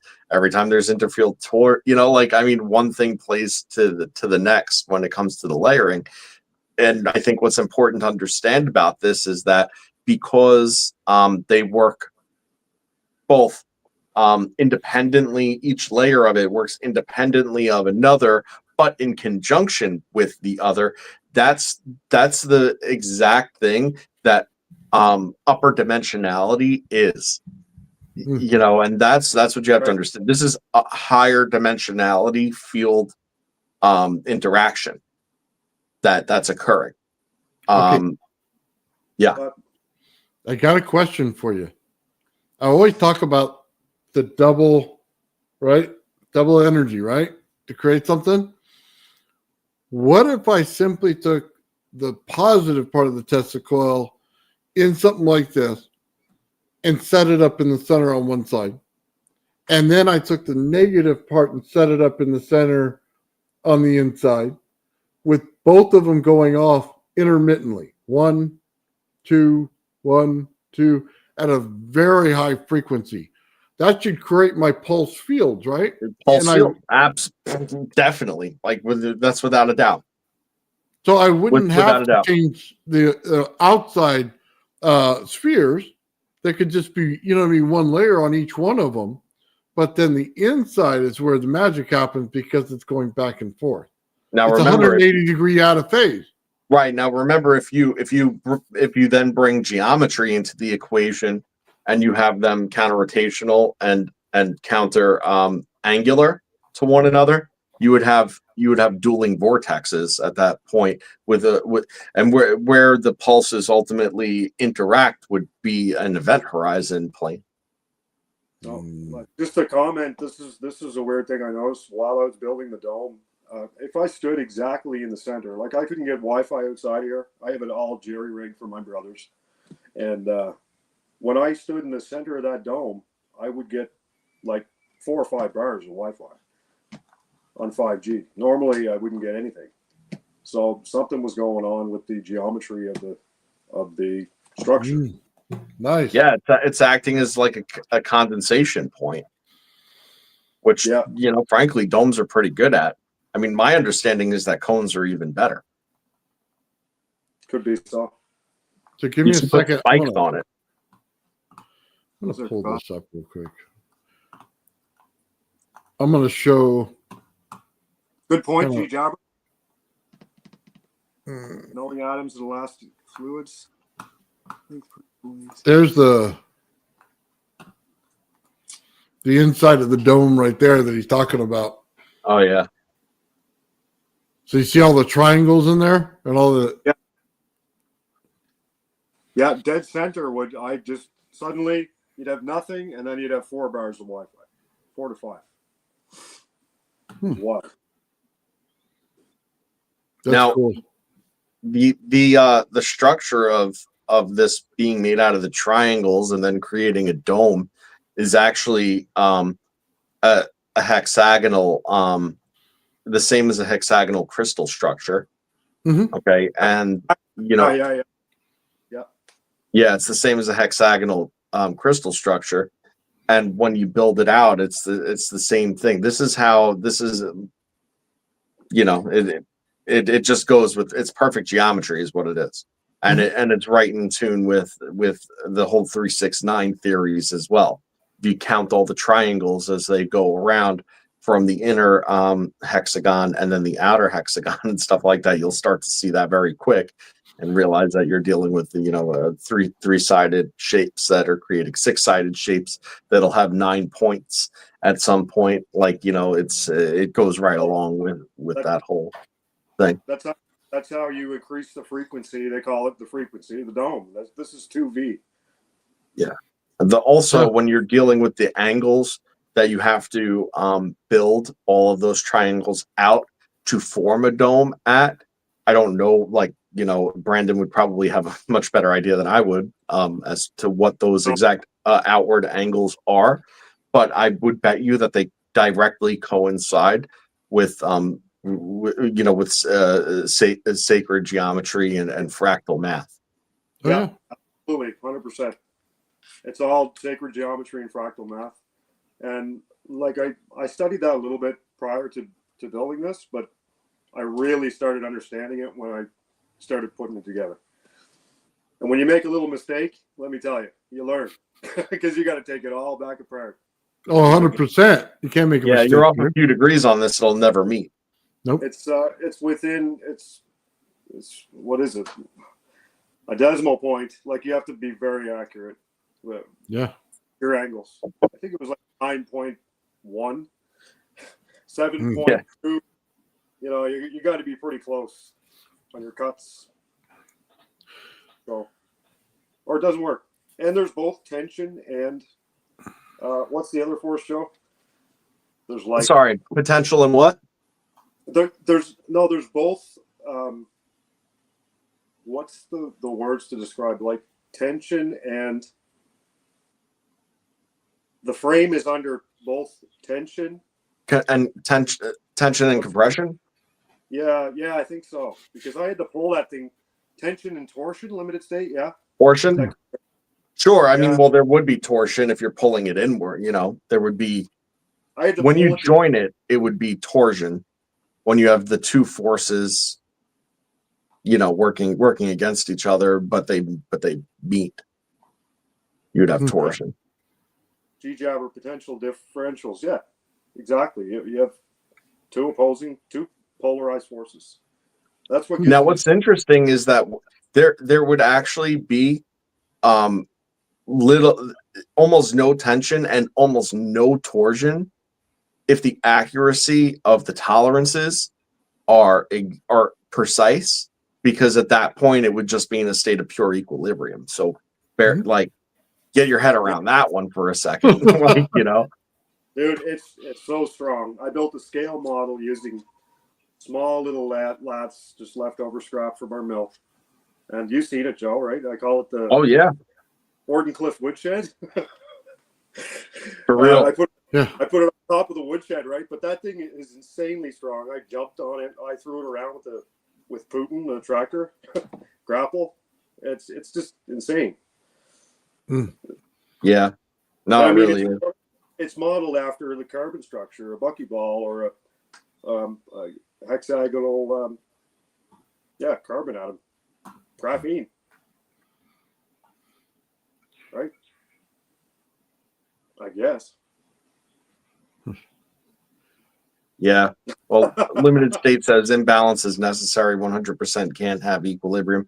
I mean, practically that's true, but getting as close to it as possible, is a thing too. And limiting the force differentials that exist in tension and torsion create larger differentials that could exist that it would be able to take under load and so on and so forth too. And honestly, what a shape like that does to the ambient energies that are in the area, no matter what it is just a super interesting thing to think too. And there's so many variables in that it would be very hard to measure. But everything from like solar energy and how the sun just hitting into one specific direction and how that radiant energy goes through even the wood and then ultimately coalesces it'll coalesce at a very specific and certain point within that dome. I could guarantee you that. It's just that you have so many variables, it becomes difficult to quantify, and measure in a meaningful way. But that's not to say that it doesn't happen. That geometry is absolutely incredible. And even if you can't get it into some form of exact equilibrium, you're still exploiting the fact that it's as close to equilibrium as reasonably possible for a man-made thing, to still reap the benefits of being close to that equilibrium state. And anytime you're talking about crystal structures and natural formations and things like that we sing praises of for their abilities on this show constantly, right? Mhm. Like they're not made under perfect circumstances either, without variable that doesn't result in some sort of deformation of crystal structure at certain places throughout the crystal, like nothing is genuinely perfect, but the closer you get to that perfection is the closer to that you get. I mean, the closer to equilibrium that you get in any given system is your highest level of efficiency. That's what it comes down to. So, you don't need something to be 100% perfect and therefore 100% efficient in order for it to be much better or more efficient than something that is less so. Which is why that dome is going to stand up 10 times, or more, or whatever. I'm just using that arbitrarily, but like it's going to be more structurally sound 100% of the time than just a square box. That's what it boils down to.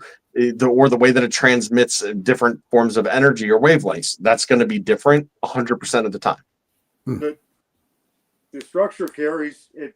It balances the forces with the more intersections, the more frequencies you add, the more it distributes the force, from what I understand. So it distributes it all equally along each section. So a 3V would be stronger yet. You could actually span more and more as you increase frequency, which is oddly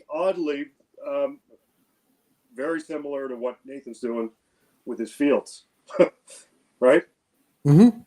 And you hit a harmonic, and it's gonna amplify. Yeah, and Genetic Jabber's on point with the phase conjugation. I mean, that's exactly what it boils down to. And I mean, listen, I don't claim to know really anything, so I'm not trying to be like an authority on this and call you out on this, Tony. But like, yeah, if you're 1/1,000,000,000% off, it's still out because out is out. I mean, you could say that day in, day out until you're blue in the face. But the fact is, the closer you get to it, the better the result is, and it's all relative. And you see that in resonance all the time when Nathan is doing his experiments. The closer he gets to resonance, okay, the closer he gets to having really incredible outcomes of the system. When it's way off, then you don't get it.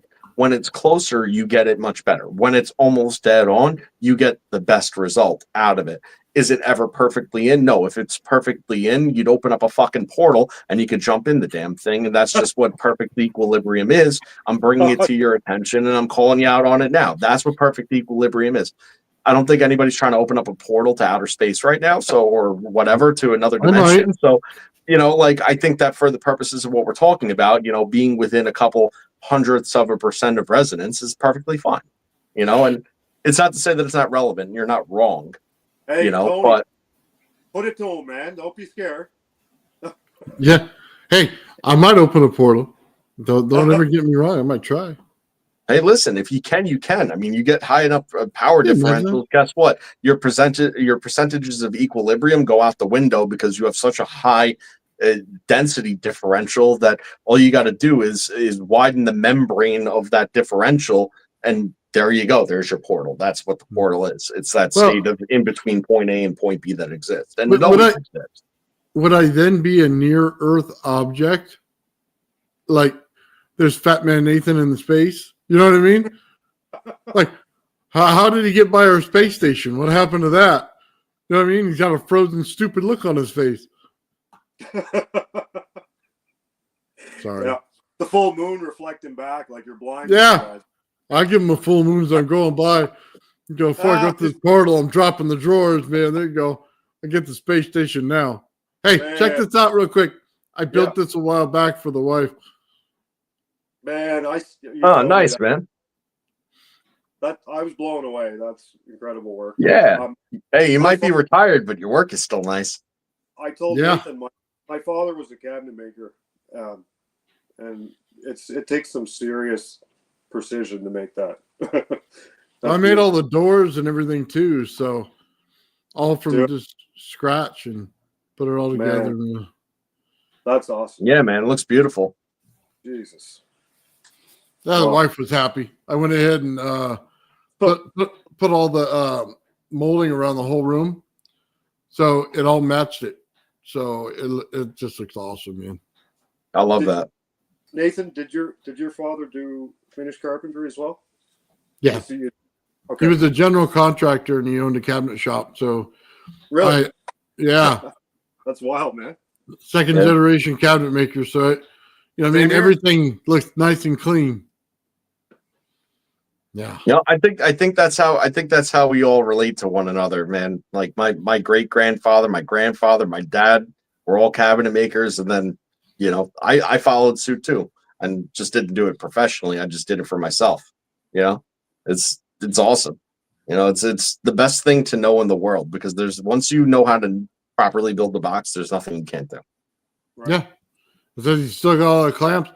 Dude, I actually just cleaned out and sold my table saw, and I sold my compressors, and oh my God, the amount of tooling that I had is just astronomical. Why? Sold it all. No. Yeah, you were telling us about your dad's table saw and stuff, and you gotta make, man, you gotta make that call, right? If you're gonna go all in on this channel, which I think is 100% worthwhile. Because it's super funny that Tommy asked about the clamps, though, because I know from doing carpentry work, man, I get rid of any tool before I got rid of my clamps, because acquiring clamps is the biggest pain in the ass in the entire world, man. And you can never have enough of them and enough different, that's why I always like pipe clamps. Yep, all of it, man. Well, also one of the bigger things to me was my pocket cut machine. So I paid like $1,000 for one of these things, man. And you don't have to sit there with this little tiny tool and your screw drill. You throw the piece of wood on there, push it this way, and two routers go wah, wah, and it's done. No. And then you pocket cut everything together. It's a replacement for the dowel. That's awesome. Did you have like the Festool one, or what'd you have? Oh, it's professional. Yeah, dude. I was running things through this thing 100 miles an hour, man. Yeah, those things are sick. I mean, that makes life all the way through it, and then Tommy says biscuits. That's the word. Biscuit joiners. Yeah, I mean, those are cool, but the Festool ones are cooler, man. Yeah, I like the pockets more than I like the biscuits. My brother liked the biscuits. I didn't. So. Yeah, well, biscuits don't add any structural support to it. It's just an alignment tool, really, more than anything. With those pocket ones, though, you could. It's mortise and tenon, for Christ's sakes. I mean, the thing's strong all day. Well, not necessarily. It's just a screw. It's just a directional screw, right? No. You're thinking of dowels. Oh, So you're a talking about dowel. pocket holes. Oh, like a Craig jig. Yeah, Yo, except I for mean, those things are great too. industri- Don't get me no, wrong, man. no. I cheat with those things all the time. It's industrial. So you didn't Ah, have a drill and playing with this thing for hours with a little clamp. You threw it in the machine, locked it down, and then boom, boom, and you're through it. You know what I oh, mean? that's awesome. Oh yeah, 100 times faster. What's it called again? What's the actual name of this thing? Is it Uh, I guess it just says pocket machine on it, Cool. and it has 2 porta-cable routers in it. A very small one, about this size, and then it's got the bigger one. So you're just going up at an angle and cutting it, and then it opens it up, and then the other one puts the hole for the screw on the other side. Beautiful. Cool. Hey, I'm gonna Yeah, throw no, it- pocket holes are strong, man. Like they really are. Especially if you're gonna still glue the joints and stuff. They're nice. I'm gonna Yeah, I've give done it, dovetails. Those are, together. we Those could things talk- I did for drawers. We could talk about joiners all day. Back to what we're talking about, the plutonic solids. Nathan, what's the relation like with our? You guys were talking crystals earlier while I was fucking with my setup. Can we like tie that together? What relationship does that have? Your geometry and your energy. You guys can school me. Geometry and the energy. Well, I feel like the resonance has directly to do with the molecular structuring of the crystal formation, and because there's an input of resonant energy that is materializing at that point through that structure, that some of the attributes of the native frequency that is causing that crystalline structure to occur in the first place, is ultimately present in the end result of the crystalline structure itself. Yeah, but it's one of the only things on Earth that performs the perfect geometry in every layer that it builds, right? So every layer is built the same exact way, and it could be off here and off here, but the actual structure itself and what you're making is exactly the same. So it's a pattern. So it's like one of the fundamental things in life. If you understand the pattern, you understand how it works and stuff like that, you'll always be able to create it. And that's what's exciting about it, because now you get into really the understand of geometry inside of a solar system when you start to build these things, because now you understand fundamental energies and geometry. So now building everything else becomes easy. It's like your first cabinet box that you make. Once you build it, you're good to go. Once you build one of these and understand how it works, now you got the secret to everything. Because I in no way think that there's giant molten balls, at the core of our Earth, nor do I think that the core of the sun. I think there's a frequency that's going on there in a certain way that excites everything else around it in order to boil it. That's what I think's going on. And I think it can't be all this hot iron everywhere for no reason. You can't just start a big fire in space. It doesn't work. You know what I mean? You just can't go out there and start torching crap, and it doesn't work. You had to build the sun some different way. Frequency builds energy. It's nuclear fusion. Well, I mean, a big idea with why there's molten metal beneath us, right? It really has to do with pressure. Again, like how do you keep something hot and in a molten state that should otherwise be cool and solid through entropy? You have to keep it under pressure, and you have to keep it under torsion. So like that lack of equilibrium that we were talking about before, that couple of whatever's of a percent, that differential is enough to maintain that process. If it was in a state of equilibrium, even under pressure, it would still enter into a negative entropy phase. They're going to find one day that it's all lava tubes that this stuff goes through, and it's our ley lines, and we're starting to figure out that the whole thing is a big ball of geometry. And once they figure that out, and you have the lava tube, and then on the other side you have your water table, and those two counteract each other all day long, it's going to be very easy to map this whole place out. I agree with that, Nathan. You got modulation points where the fields intersect, and you're going to have hot spots, right? Just like any. Absolutely. Yeah. And I think that You want to find your hot spots. Look, you should probably look for your iron deposits too. Oh, 100%. Look for your iron deposits. If you were to just look up Mindat, all of the iron hot spots, like mines and stuff, and you were just to light them up and then just draw lines in between them, you totally understand what's going on. So hold on, that means that you're saying that there's not ancient civilizations that were built with iron and structure. So if you were to take Manhattan and melt it, okay, or New York, then what would you get? You get a big iron plate. You get a bunch of mineral deposits. You get a bunch of flaming liberals. No, yeah, you get that too. No, Nathan, what you're saying, I've observed in the rocks. You can see, carboniferous deposits of organics, where it's mineralized to hematite. So you have life converting to carbon.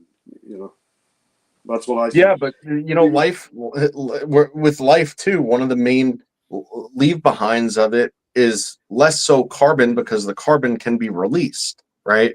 That's how you end up with CO2 through methane, right? It goes to methane through decomposition, and then it gets released as a hydrocarbon that ultimately breaks down to CO2 and so on, right?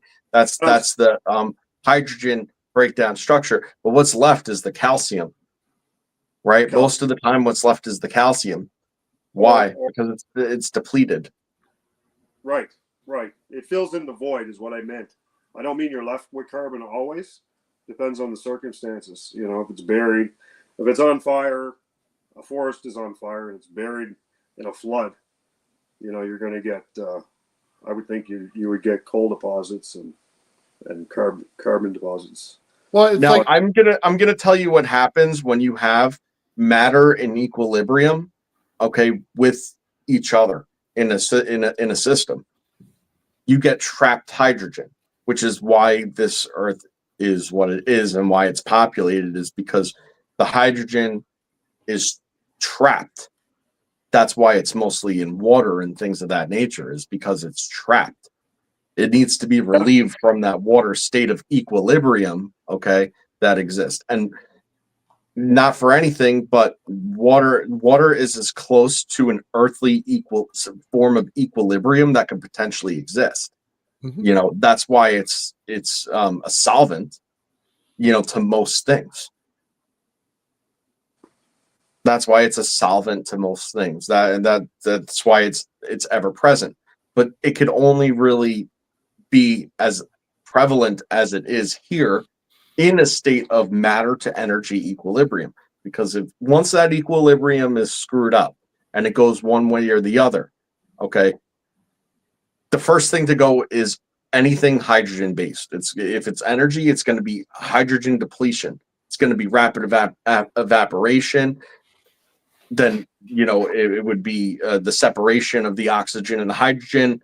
It would be a fast burn, and then you'd be left with a long-term depletion of hydrogen.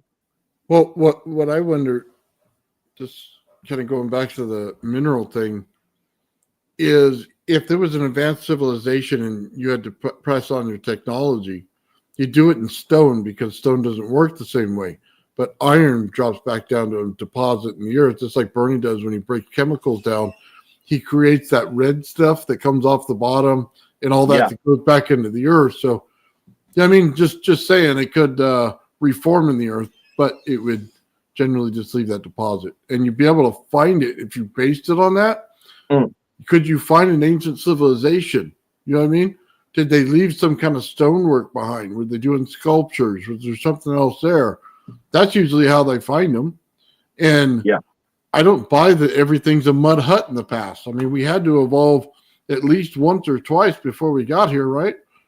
There's the first time. We, or we build know something that it with wasn't metal. all a mud hut. I mean, they were building stuff better than we do today, and we sit there and talk about how civilized we are. So I don't really know. Like, nothing that we build today, the way that we do it, is going to exist, 5,000 years from now. Like, that's not going to happen. We Okay, don't I'm gonna we don't go. build that same way. I'm gonna go a little out there and say I think that the Earth undergoes cyclical disaster cycles. I agree. Absolutely. Most likely from the sun, and it seems to be, written in all the archaeological evidence. Miyake events in tree ring, in the fossilized tree rings through dendrochronology. There's so much evidence for it, and it seems to be about every 12,000 years. To me, that's what I personally observed and studied for a number of years now, and you can see it yourself if you go out and look at some rocks. Right? Sure. Hey guys, I'm going to excuse myself for just like 1 minute. I'll be right back. Okay. Yeah. His girlfriend's message. Messaging him.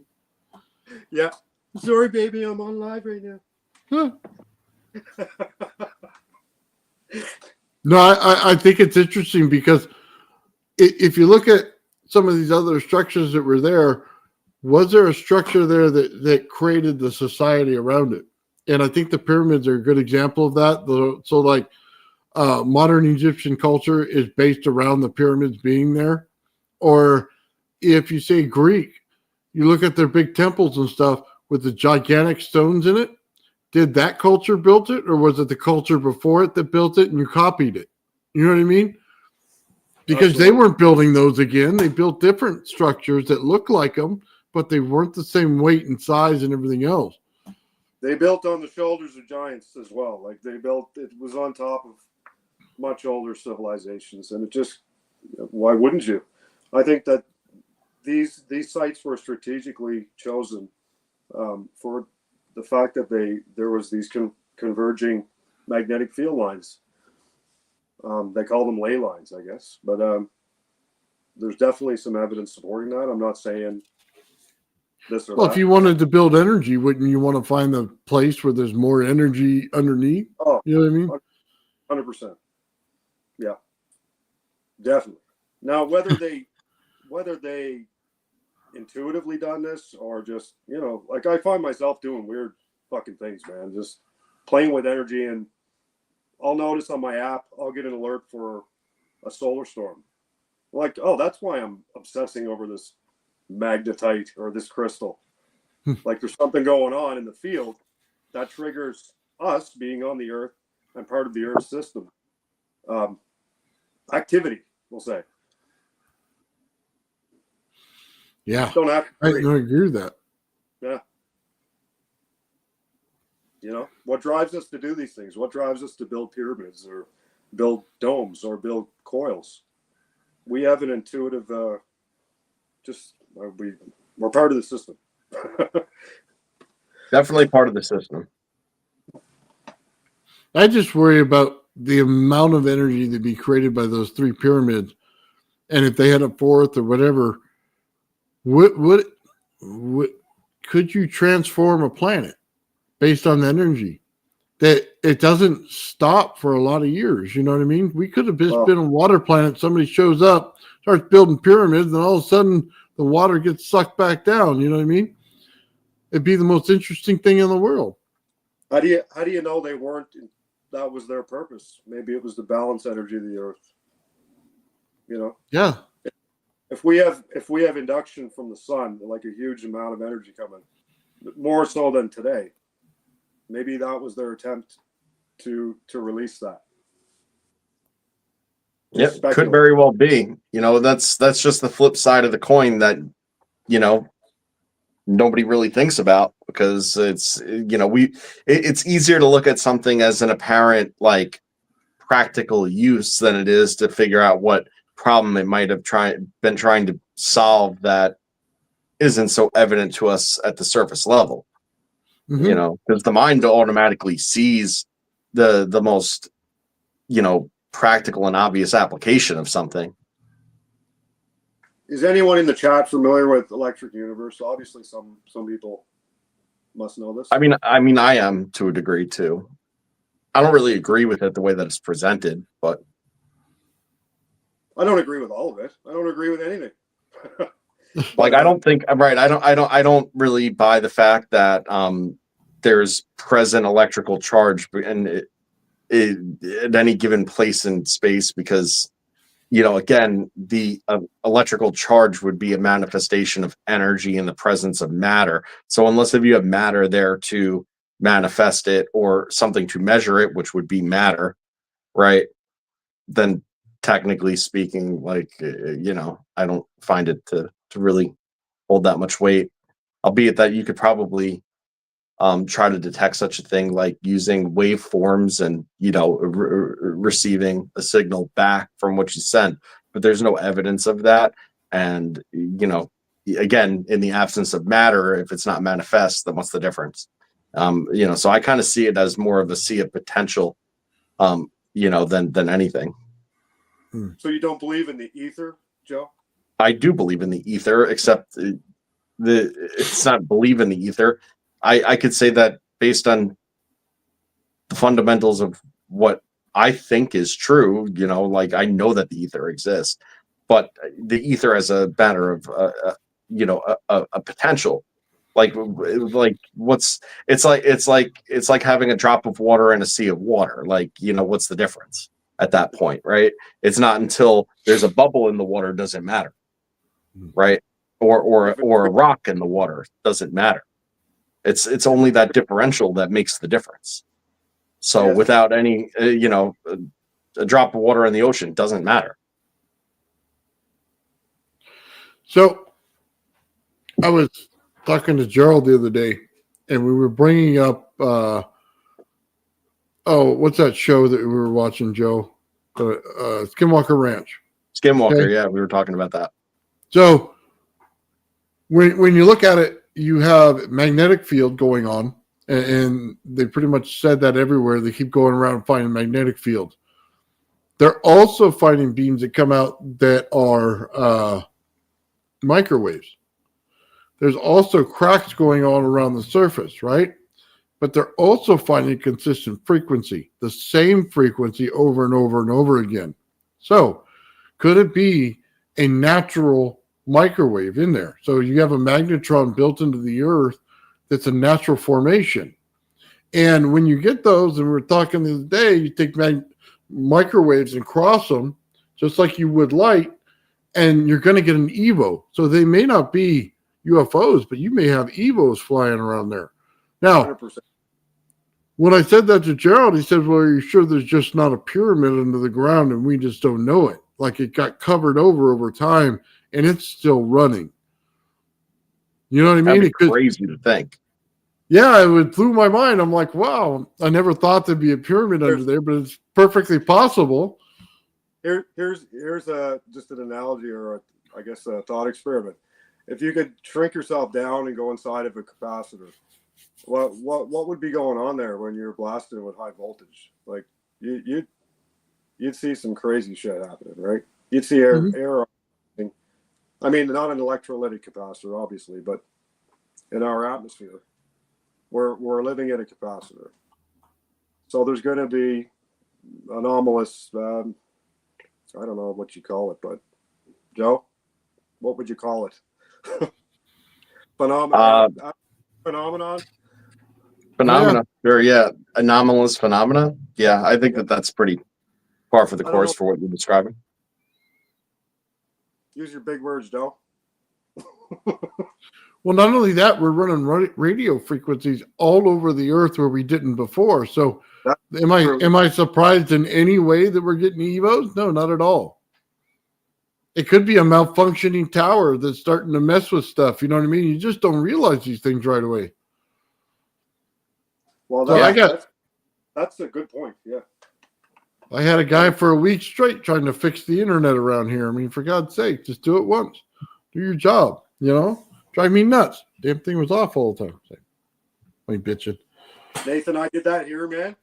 I literally drove myself insane. I made my own homemade outdoor Wi-Fi repeaters and put them in like a mason jar. I made the collector, you know what I mean? Yeah. Trying to align it perfectly to my brothers and try to get the signal just right. Like right now, everything's functioning because I have the TV angle just right, and it's just like grabbing that 5G. Well, I mean, right? It's like you're using principles of old to just deal with the new. It's good. Joe, Yeah. stop messaging your girlfriend. Pay attention, man. I'm not doing anything, man. I'm just sitting here. You know what would be more interesting is, see, they had a pulse wave in Egypt, right? On that pyramid. Underneath, that water was under there pulsing at all times. So if they basically just got the frequency right inside the pyramid, you can have whatever you want. Now, if you change the frequency, you could change anything. And if all you have is a fractal antenna on the top, you can communicate anywhere across the world at any time to any other pyramid that was doing the same thing. You literally had a communication system all around the world, but you also had a power plant, because you can't get away from the fact that that type of energy would still create power. You know what I mean? So Yeah. even in small part, you got to think about it in harmonic tone. So if you built a pillar somewhere and that pillar was part of that harmonic frequency that was coming off of there, no matter which waveform it was in, quarter, third, whatever, then that would produce energy, and it would produce energy all around it, right? And so you can go on doing this all day long, you know what I mean, everywhere, and pick up energy throughout the whole place. It's just not as recognizable to us as it would be to them. All right, I'm gonna go take that whole idea a little woo for a second, and I'm gonna say that, yeah, I kind of believe that one of the things that we really dropped the ball on was, you know, how there's these pyramids all over the world, you know, and how they kind of how there's so many similarities from culture to culture across the world, not only about you know, how it's all documented in certain events that have happened and so on and so forth consistently, but also just through different technology emergences, and how similarly they were ultimately done. And that raises the question of that communication and what that communication may have looked like, because I think that one thing that's kind of missing from the record, one thing that maybe threw us for a curveball for a long time, was navigating and transportation on Earth. You know, they to think that they were just sailing around and going from place to place, figuring all this out and spreading the word and getting it done and all of that. It just seems probably not to be the case. You know, imagine that this fractal antenna, this communication device, was actually bridging the gap between point A and point B, to where, like, you know, you'd walk into the resonance chamber and you'd end up the other side of, you know, the world in another resonance chamber that was in, you know, sync with it, you know, as like that form of teleportation? transmission. Yeah, like teleportation, exactly. Like, and I think that it's like our minds like stretch and reach to that, and it sounds kind of funky and sort of out there, and we've played with the idea before, but so how come there's so much absence in the historical record as of any other way of getting around, yet there's all these consistencies? Yeah. You know, you know, yet we have these unexplainable, you know, formations that seem to have a purpose, and the purpose could very well be that, like, as one of the functions. It just seems like, you know, show me another way that they got around regularly, and then I'd say, oh, okay, well, there it is. But nobody has. Heart ruts, man. Didn't they use the crystals in the sun in order to tell them which way to go in was it the Vikings or something like that, when they went around the earth? So if you basically had the frequency, you're able to turn these things on and off when you know the exact direction you're going. I mean, we all can bring it down to a level where we can understand it now, but there might have been prehistory to that they used them for a different reason. you Yeah, know? for sure. This stuff's been in use for a long time. There's crystals in your brain that tell us naturally that detect the Earth's magnetic field. I forget what they're called. They're related to Well, there's like, magnetite. There's magnetite in your brain. yeah, right, Yeah. right, Joe. So you're not completely full of shit. Well, hold on. So Well, no, not completely. Just 90 to 97.5%. let, Bullshit. I'm let's joking. look at it a different way. What if the birds are high enough in the atmosphere that they get a different energy than we get here on the surface? So theirs activated while ours isn't. You know what I mean? It could be the constant just flying up high enough in order to activate it in their brain where ours isn't. My brain's exploding right now. That's fucking crazy. Yeah. Well, I mean, that makes total sense because look at the different atmospheric flows that occur at different altitudes, as we like to call it, from the relative surface of the Earth, right? And you have all these different flow patterns of, energy that occur at every different level. And there, the higher up you go, the less complex it gets. And each higher level tends to be a bit of a root cause of its interaction with the next level and the next level and the next level. So when you're up there and you're out of the most chaotic level being the surface of the planet, there could definitely be more pure waveforms that exist that could possibly tune in with certain animals or whatever to help in their navigation. But mind you something too, like migratory animals, okay, they migrate, but most migratory animals are either in the air or the sea. Most. Okay.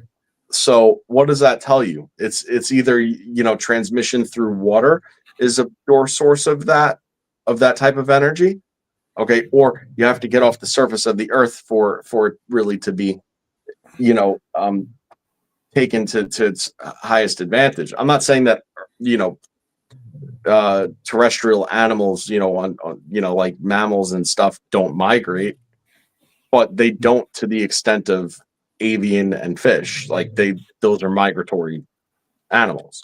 Okay, so what if I just told you that the energy in our atmosphere is hot and then in the ocean it's cold? So you could be on a cold magnetic field, you know what I mean, in the water itself, just like we create with our Tesla coil, and then hot energy in the atmosphere. It could be two different reactions of the same thing, but we're standing on a dielectric plane. So we're standing on the very point where it flips between both. So we're just in saturation in the middle, but they're not. They're playing on both sides of it. It could be as simple as that. Yeah, we're in a Q zone. We're always grounded, or we're near ground, so we have less going on. 100%. Right, and there's your root cause right off to show the differentiation between why this and not that as frequently. Like it's. But wait, what about whales? What about their navigating abilities? Well, how would that affect play out in water, in a saltwater environment? Well, the same as fish. I mean, fish migrate constantly. Fish aren't the same as whales. I'm not saying that whales are fish. I'm saying that they're in the same medium as fish, and the mechanism could be similar or the same. Well, they also have the water that flows underneath the water, so it goes in channels. You know what I mean, around in the earth and stuff like that. So, like, I don't remember what the actual name of it is, but they get in there and they follow it. You know what I mean? And it's like a stream of water, like structured water that gets them to the next point. You know what I mean? And they migrate that way. Transatlantic, no, not oscillation, but the Atlantic current. Currents, yeah, currents. Yeah. Well, I mean, I've never really thought about this in particular before this very moment, but one other thing about animals that live most of their life, if not all of their life, in water as a medium, right, is that they are mostly water too. That's of their immediate area. And then they are also within it. So they have, I would say, my sense is saying that there would be a greater state of equilibrium that they exist in okay, which would actually allow them to pick up on more nuanced differentials that exist in their environment as well. So, Yeah.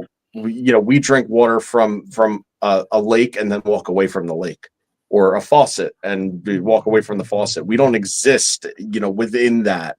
So what we are majority of, we are not within, and whatever, esoterically, it goes right back to like baptisms and things like that, of that nature too, right? You bathe in what you are mostly of and become pure of it, right? So there's just a high degree of why we would be less sensitive in certain regards than like a fish or a waterborne mammal, for instance, just because they are literally mostly made of what their medium that's surrounding them is, where we are not.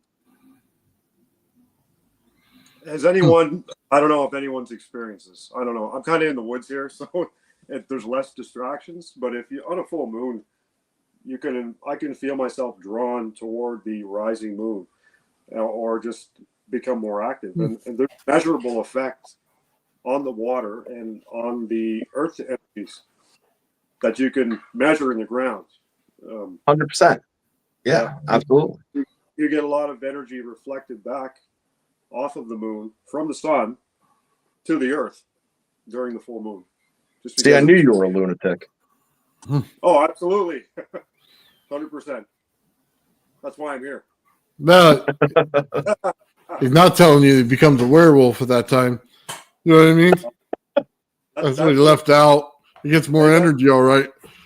That's when I torture. Probably more like a were-moose because he's Canadian. That's right. That's not right. I live with a moose, man, on a mountain. I'm not even joking you. I was cutting up on a not a mountain, but it's like really out in the boonies. And man, I could hear this thing coming through the woods at night.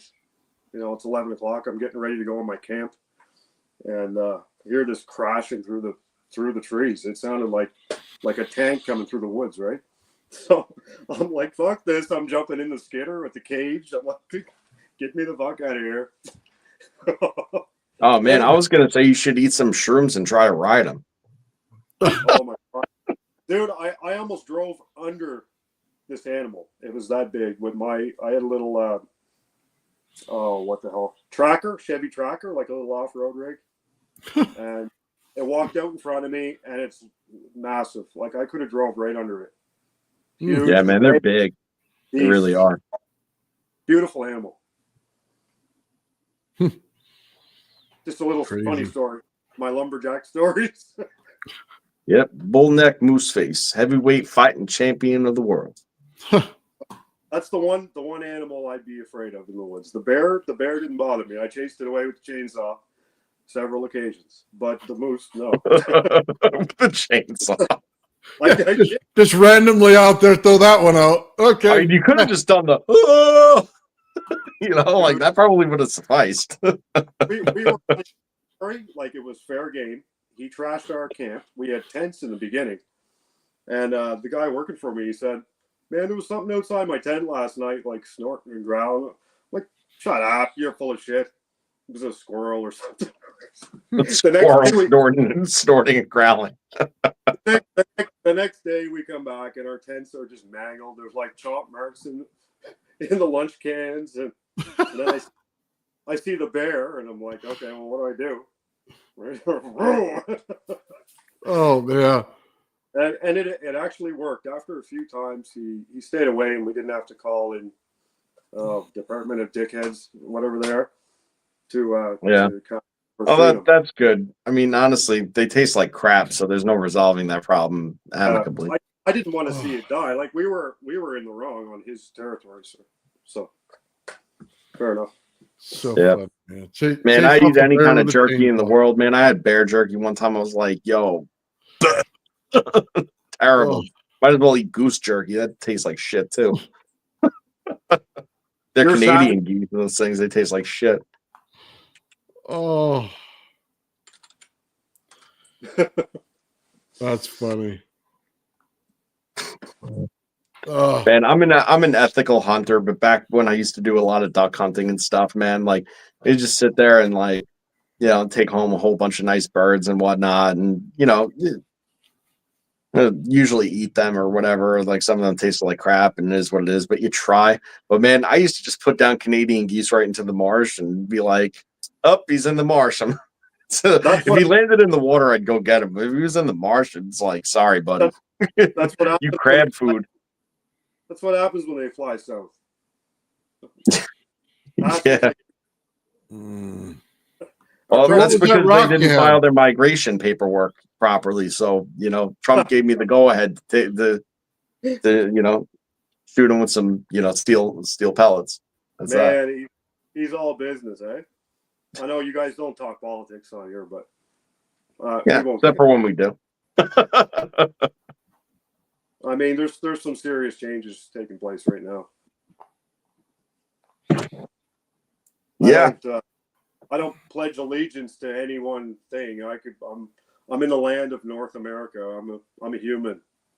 I don't really care what happens in politics. I do my own thing. Gotcha. Yeah. You guys, Right now, it's all beyond our control. Regardless, it'd be nice to start seeing airplane stuff falling out of the sky because that'd be cool. Yeah. yeah. We could do without that. What do you think happened there, Nathan? Or chat people? You guys would know. For which one? The one that hit Philadelphia? I think it hit a mall or something like that. That was a mess, man. There's a lot of footage of that. Yeah. There's more. I'm sorry, what? There's more than one? Yeah, that's what I'm saying. There's one, New York, and they had a helicopter, a Black Hawk hit it. So that was in DC. That was in DC? Okay. Yeah. Wow, I don't live out there, so I don't know. Then a friggin' Learjet just fell out of the sky in Philly. Wow. Yeah. Yeah, I mean, listen, I'm Mr. Conspiracy Theorist, and I love attaching myself to that shit. But at the end of the day, I don't know, man. It just seems like a bad week. That's what it kind of seems like to me is a bad week. I don't really think that there's any sort of real bad stuff going on other than misfortune and maybe some idiots at work. As far as making mistakes. Right, and it's like the UAPs, like I told you. We like to put the pieces together and form this elaborate theory on everything, and really, it's just natural, stupid humans. Didn't that congressman tell us there was a mothership? What happened to that guy? Yeah. What? Where's our mothership now? I'd be asking him that every single time I talk to him. Dude, where's my mothership? I didn't buy that shit for a second. I'm sorry. The mothership and China and this and I was like, people just stop. We know what it is, but at the end of the day, obviously they're not trying to tell you. Read in between the lines and be pissed off that they're not telling you what it is because secrets aren't cool when you're the one flipping the bill. That's the reality of it. I get the need for secrecy in some things. I understand. But you can't take my money, spend it on crap, and then fly it over my head and then tell me that I'm out of my mind because this is where I start to have a problem with it. That's where I start to have an issue. Yeah, just tell you what it is and then get over it. That's it. If you want to keep it secret, then fly it in the desert. Use it over a war field where, literally they're talking in a different language 5 seconds before you blow them up. Okay? It was Iranian mothership. What was with the eggs? You guys were talking Oh, about my God, the egg. Oh, that piece of junk. It's a real egg. It's not a UFO. That's an egg. Yo, God. I saw that and I was like, Jesus H. Christ. You can't. You got to do a better job faking this stuff if you're gonna. That's it. Can you at least? This is 2025. You could fake something really good if you wanted to. Really good. Can you show me? Because I paid no fucking attention to that shit. It's so dumb, right? But it's funny. Hold on, guys. I'm looking for that egg. Go ahead and talk. I'm looking for it right now because that thing is just ridiculous.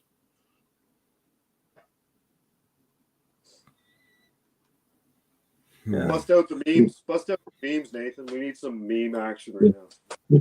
Right. It was like an egg duct taped to a piece of fishing line Oh, that they looked at through like the carpet, like through like a green filter, and it's like definitive evidence. I'm like, oh no, here we go. Was it on the mainstream media? Yeah, actually it was. I think like Newsweek put it out or something. Yeah. See, just distractions. It's like, man, they think I don't know. they're- I didn't really pay much attention to it other than I saw the picture and I was like, "Yee, God, you got to do better than that." yeah, here it is, tinfoil hats. dude. That is There it is. Egg, That's a duct tape, real egg. fishing line, and carpet. What the fuck is that supposed to be? What's it supposed to be? Allegedly. Dude, that was the poorest excuse for a UFO like ever. They were totally trolling us. Man. No, well, not to mention that the guy looked like he was like on friggin' Molly the whole entire time. His eyeballs were this big with his like massive dilated pupils and stuff as he's telling the story. And I'm like, yo, this guy's either a total sociopath or like he's on drugs. I'm not really sure which. It's hard to tell Yeah. the difference. Yeah, that guy was not reliable at all. Oh yeah, no, he was definitely not a great firsthand account of that. Not at all. No, dude, this is the funniest thing in the world, dude. That's just an egg. Like I don't know who was fooled by this, but it definitely wasn't me. As soon as I saw that, I'm like, dude, I can create that in a few seconds. Maybe I should start making egg videos. Right. The funny thing is, you can see like the guy's finger in the photo too. It's like edit it out. Nah. Oh no, that's not a finger. That's a rope. I don't know. Is that a fingernail? Fuck out of here with that shit. What's the story like? How was it portrayed? Was it supposed to be UAP? He's a helicopter pilot, and he was put on a recovery mission, and they recovered it, and he couldn't believe what he was seeing, but knew it had to get out there because he was appalled by the secrecy and non-disclosure, and he pulled out his cell phone, and yeah, right. See what I mean? Yo, look at that guy's pupils. Yo, Look at yo, he'd fail a field sobriety test. Hey, he was a helicopter pilot for what? Some kind of special. Oh operation. my, that's so bad. He's a puppet, CIA punk. Come on, Nathan. This is what they wanted to find right here. Yeah, for real. AI did a nice job on that one. Yeah. Tony says too much coke or something. Right. This is what I'm saying. Like, he's got the eyes of a straight sociopath. It's scary. Oh, dude. Like, very concerning, man. To be like, look at me like that. I'm at the plot a way to kill you. He's fucking. Oh, this is more what it was like right here. I'll show you. Oh shit! We need a laugh. That's the mothership with all the little UFOs around it. What? Nathan, you must have been all over this one. Oh my, dude, this is just bad. This is the jokes they're playing on us. This is their UFO party, man. See, they're definitely from China, bro. Yo, look at the eyes on that egg. They're definitely from China. Oh my god. Not to It looks mention like a all the geisha. Chinese soldiers running around. Okay. While all these stupid UAP hearings where everyone was glued to the UAP hearings, I'm like, this is a distraction because Trump's coming into office.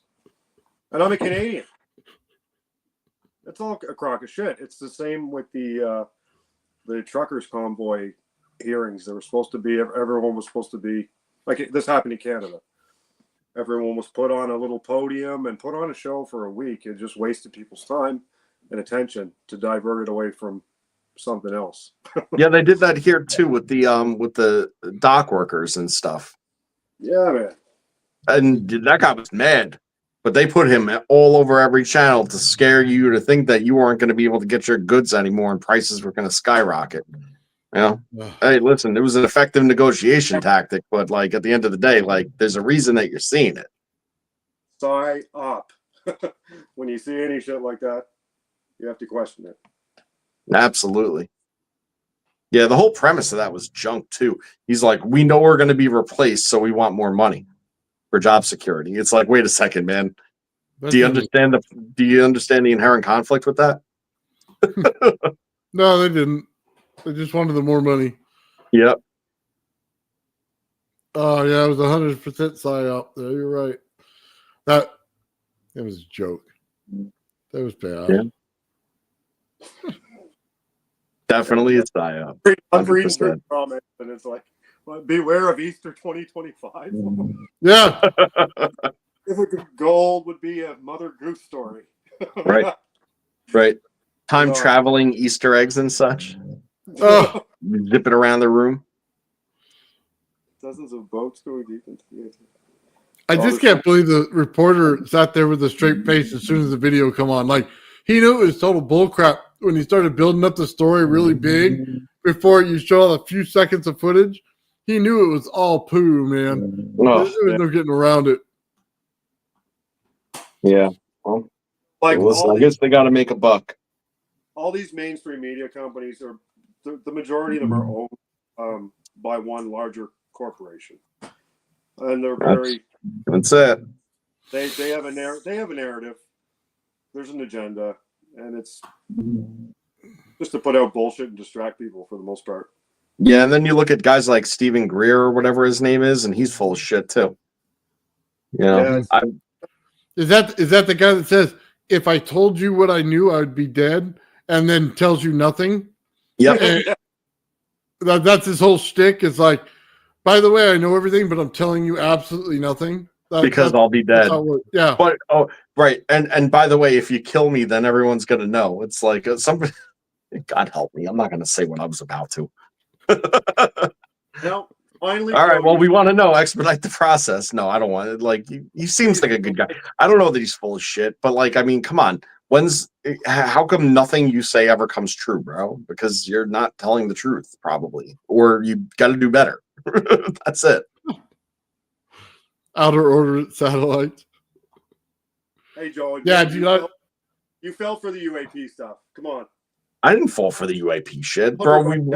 I have hours and hours and hours worth of stuff of me saying that for UAP stuff. Yeah, I don't like that, man.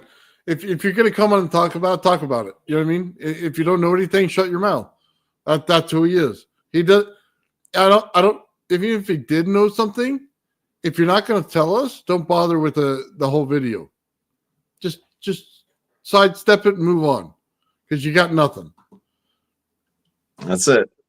The CIA has a long history of doing this, especially in the UFO community, putting out bogus stories and just more or less crediting these people. If there is any truth, like, of course they have reason to cover these things up for national security. Yeah, And bunch of schmucks. bunch of schmucks. Yeah, they Bunch of schmucks. bullshit here and there. Schmucks. Yeah, Schmuck. discredit them. Okay, back to energy stuff. I like energy. Fucking. Oh. We're just getting into the This biggest segment schmuck was of them brought to you all. by Monster. Yeah. Oh. Some of this stuff is too good. Like Jack Stafardi, man. He told you. By the way, I did a video once of him and cut out all the garbage from everyone else. And it actually just had phrases of what he thought, right? The real what he thought. And it's hilarious to know that he actually knows what he's talking about in like an underlined level where everybody else is just saying schmuck. That's what's hilarious about it. Hold on, I'll pull the file real quick. Let me see if I have it. Yeah, definitely do. First of all, the schmuck thing is just too good not to. It's too good not to let go. Like, you can't let go of it. All this is time travel. Oh, hold on, here we go. Let's get this very straight. It's all time travel. As soon as you can control gravity with small amounts of energy, that's time travel. That's all, because the gravity field is the field of space-time fabric itself. If you can manipulate gravity, you can manipulate time, space-time, and you can travel in time. And I could go into detail. It's called tipping of the light cones. You have to read Roger Penrose, and it's well-known physics, elementary stuff that you guys really have to learn the math. If you don't know the math, it's just like a bunch of the photons of what, inside Jack? the red materials gain a rest mass, and so do the gravitons, both the electromagnetic and the gravity fields inside the metamaterials. When there is a further condensate, which is like a room temperature superconductor, Yes. they get effective mass. But so what? Yeah, they do. That confines them. So they don't leak out into space. They're not like ordinary gravity, although they couple with ordinary gravity inside the metamaterial. Control K in G equal KT and control the universe. G equal KT is basically Einstein's gravity field equation. K is the coupling between matter and gravity. And if you could increase that coupling constant, everybody thinks it's weak, that it's small. But obviously what the UFOs are showing us is that there is a technology that's able to increase that coupling, and then you can manipulate gravity with very small amounts of energy. There's a coupling constant that couples, say, the electromagnetic. So hold on. So far, if you cut out all the garbage that was going on around him, right? Then it sounds pretty smart of what he's saying, because it sounds right. You did a wonderful job editing out all that bullshit, because honestly, you can't listen to it in its pure form and get out of it what you put together, which is awesome. It's great that you did it. Yeah, hold on. He's got more. So it's just interesting. Watch. But hold on. Before you start it, though, what he just said, for those watching, that's the fundamental principle of exactly what we've been talking about this entire episode. The coupling is the same as saying that the differential. And when you increase the densities of the differential, that is the breaking of the coupling. So thank you, Jack. I appreciate that. Room temperature superconductor has to do with the hot and cold of the room versus the actual machine that you're using. He's using temperature differential to make a room temperature superconductor, is what he's saying. Right. Well, doesn't this happen with static as well? Like I noticed with my wood stove, if I increase the heat in my room, I'll increase the static field. Huge amount of static. So here's the thing. The two fields that work together is the static field and the cold energy from the center of the Tesla coil. Those two work perfectly in a field together. That's how you're starting to create it. Yes, those two fields. Specifically those. I want to use the electromagnetic field to generate a. Sorry, go ahead. Okay, like let's say, for example, in a thunderstorm, you have high pressure and low pressure, swirling around one another. And that's where you get these huge static discharges, or whatever you want to call them. Mm-hmm.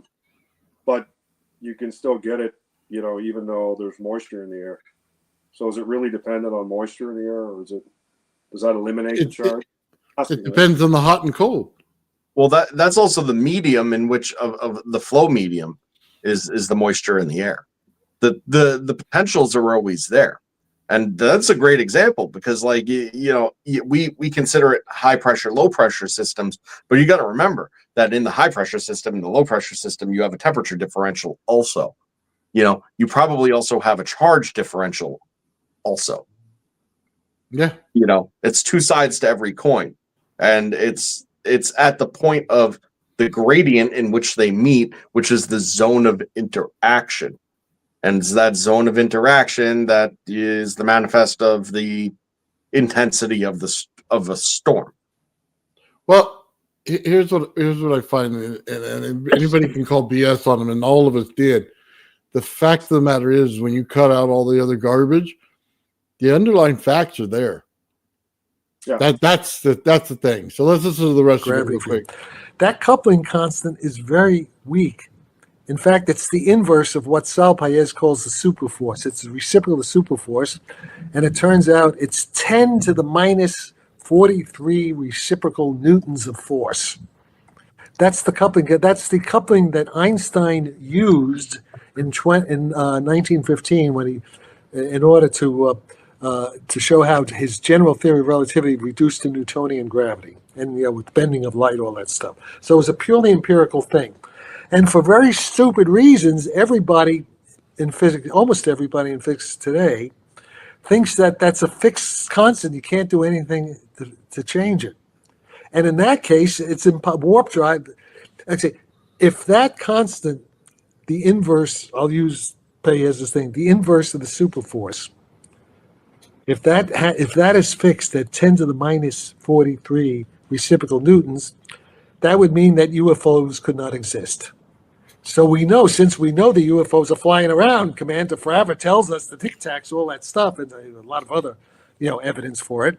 So we know that that assumption is wrong. And once you realize that basic belief, it's like believing in the Immaculate Conception. It's a religious belief. Physics is based on evidence. The evidence is that that's not true. And as soon as you realize that's not true, everything falls into place and we understand it. Yeah. Jack knew the whole time. He told him right away he didn't have it because he knew he didn't have both sides. The difference is that it's like he said, clear as day. It's not a constant, it's a variable. Yeah. Once you realize it's a variable, then all you have to do is vary the variable. I think what my question is, where did the physics community start to just go completely off track? I'll tell you where they went wrong. When they look at it, they go, "This is the concept of it," or they always take it as the law of something when it's not. They say, "What's that word that's always used? This." Sorry, it's boggling my mind right now. I'm looking for a very specific word. Theory. They say this is a theory of gravity, right? Instead, they erase theory and they write law, and it ruins everything. And by the time they're done, they have all these laws that they abide by when it says theory. And they didn't realize that. And they keep going up to you. "Oh, what about the theory of this? What about the theory of this?" Well, it's not a law, buddy. In your head, it is. In the rest of us, it's not. It still says theory. Well, that's the idea of thinking outside of the box, is that if you lock yourself into all these constants and laws all the time, you will never find anything outside of them. That is your box. These laws are your box. Once you realize that the laws are mostly true, but also variable, and then you're able to input different figures into those variables and know how they're influenced and make those changes, all of a sudden you're no longer in the box, and then you're on the fringe think tank. That's how that goes. You might not have. And they say, well, this is the framework, but here's the thing: is that the framework could exist, but just like any framework, you could have stuff inside of the framework, and then you could have things attached to the outside of the framework. It's just how it works. It doesn't, just because you're outside of the framework doesn't mean that you're disregarding it entirely. It's just a train of thought. That's it. Well, I tend to I'll see maybe a science article come out, and it's always for reasons we don't understand or we can't explain. When they make an observation out in space, they're always disproving the subtle science continuously. But what did you get, a new telescope and it destroyed their whole understanding of physics out there in space? Exactly. Yeah. I mean, for God's sakes, man, that's horrifying. What about all these hundreds of papers you wrote about all the stuff in space that all sounds like BS? Yeah. Nobody wants to look like an idiot, so they just push it under the rug. And they hope you didn't see it. They hope they just put it out there. Oh, forget we even said it. Yeah. Oh man, quit writing stupid equations and get out there and start experimenting like you guys are doing, like we're doing. Then you'll understand. You're not gonna figure it out writing fucking math. Or be like me and do none of it and just talk about it and be wrong. Yeah. Just be like Joe. Joe, you've done stuff, man. Come on. You Yeah. understand things. in a different I've done a way. thing or two, and that's But it. now it makes perfect sense why they talk about the egg, right? Because they told you so much garbage for so long that you'll believe anything. Like with the Yeah, Diamond Planet, I was watching that show on planets, right? And you get all into it, and it says like, "Oh man, that's the coolest planet. It's all water. This one's all diamonds. This one's," you know what I mean, all this, and they go, "Well, how do you know?" They show you this tiny little speck on a radar, and they said, "We got it from this," and I'm like, "What the fuck is that?" That's like, is that like an extra thing? You blow your nose or something, and you found the speck, and you analyze your booger. I mean, dude, this is bad. Like, how did you get a diamond planet out of that? I Well, don't you know what's funny though understand. is that they spent all this money to get some imagery that drew them to that conclusion.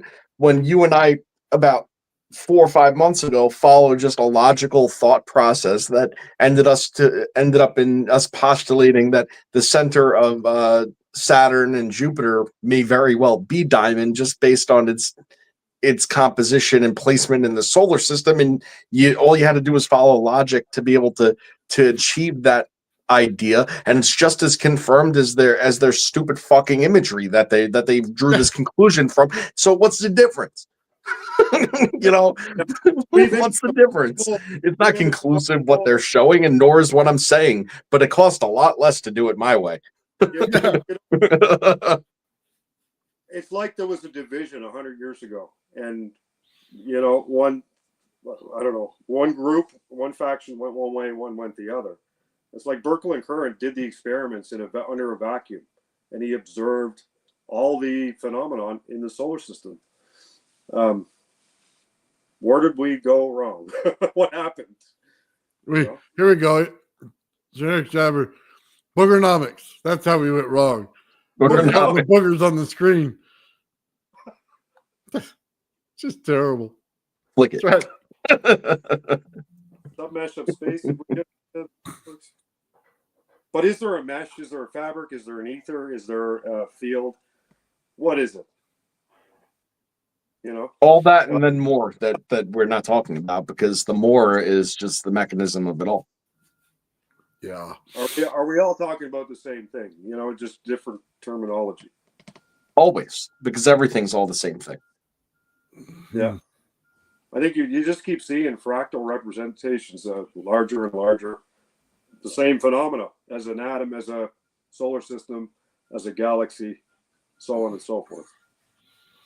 You really want to understand something? Understand that the fields that create free energy, time dilation, antigravitics, okay, are the same exact interactions that you have in your personal relationships with your loved ones and associates. Once you get your head around that, come talk to me, because now you're awake. Like, they're all it's all the same. It's all the same. We have the chakra system. We have the same energy torus that goes through us and out and radiates out around us, I believe. I've experienced it. Yep. Yeah, That's I it. got These energy that goes interactions, through me. they all work the same. Sorry? What was that? I said I got energy that goes through me and irradiates, and it comes out bad in the morning. I'll tell you that. Don't eat burritos the night before. I was gonna say, is it mostly methane? What do you shock your burritos and eat them, or what? It builds as a gas, so it stays in the air in that potential area. How about that? I'm surprised that wasn't part of the Green New Deal, is piping your ass for methane for clean energy consumption, you know? They got corks with logos so the congressman can put it up the cow's ass so you know who did it. Creating awareness, flammable potential. Yes. Oh my God, dude. It's your locality to the fart. That's what it is, Joe. You're a kid.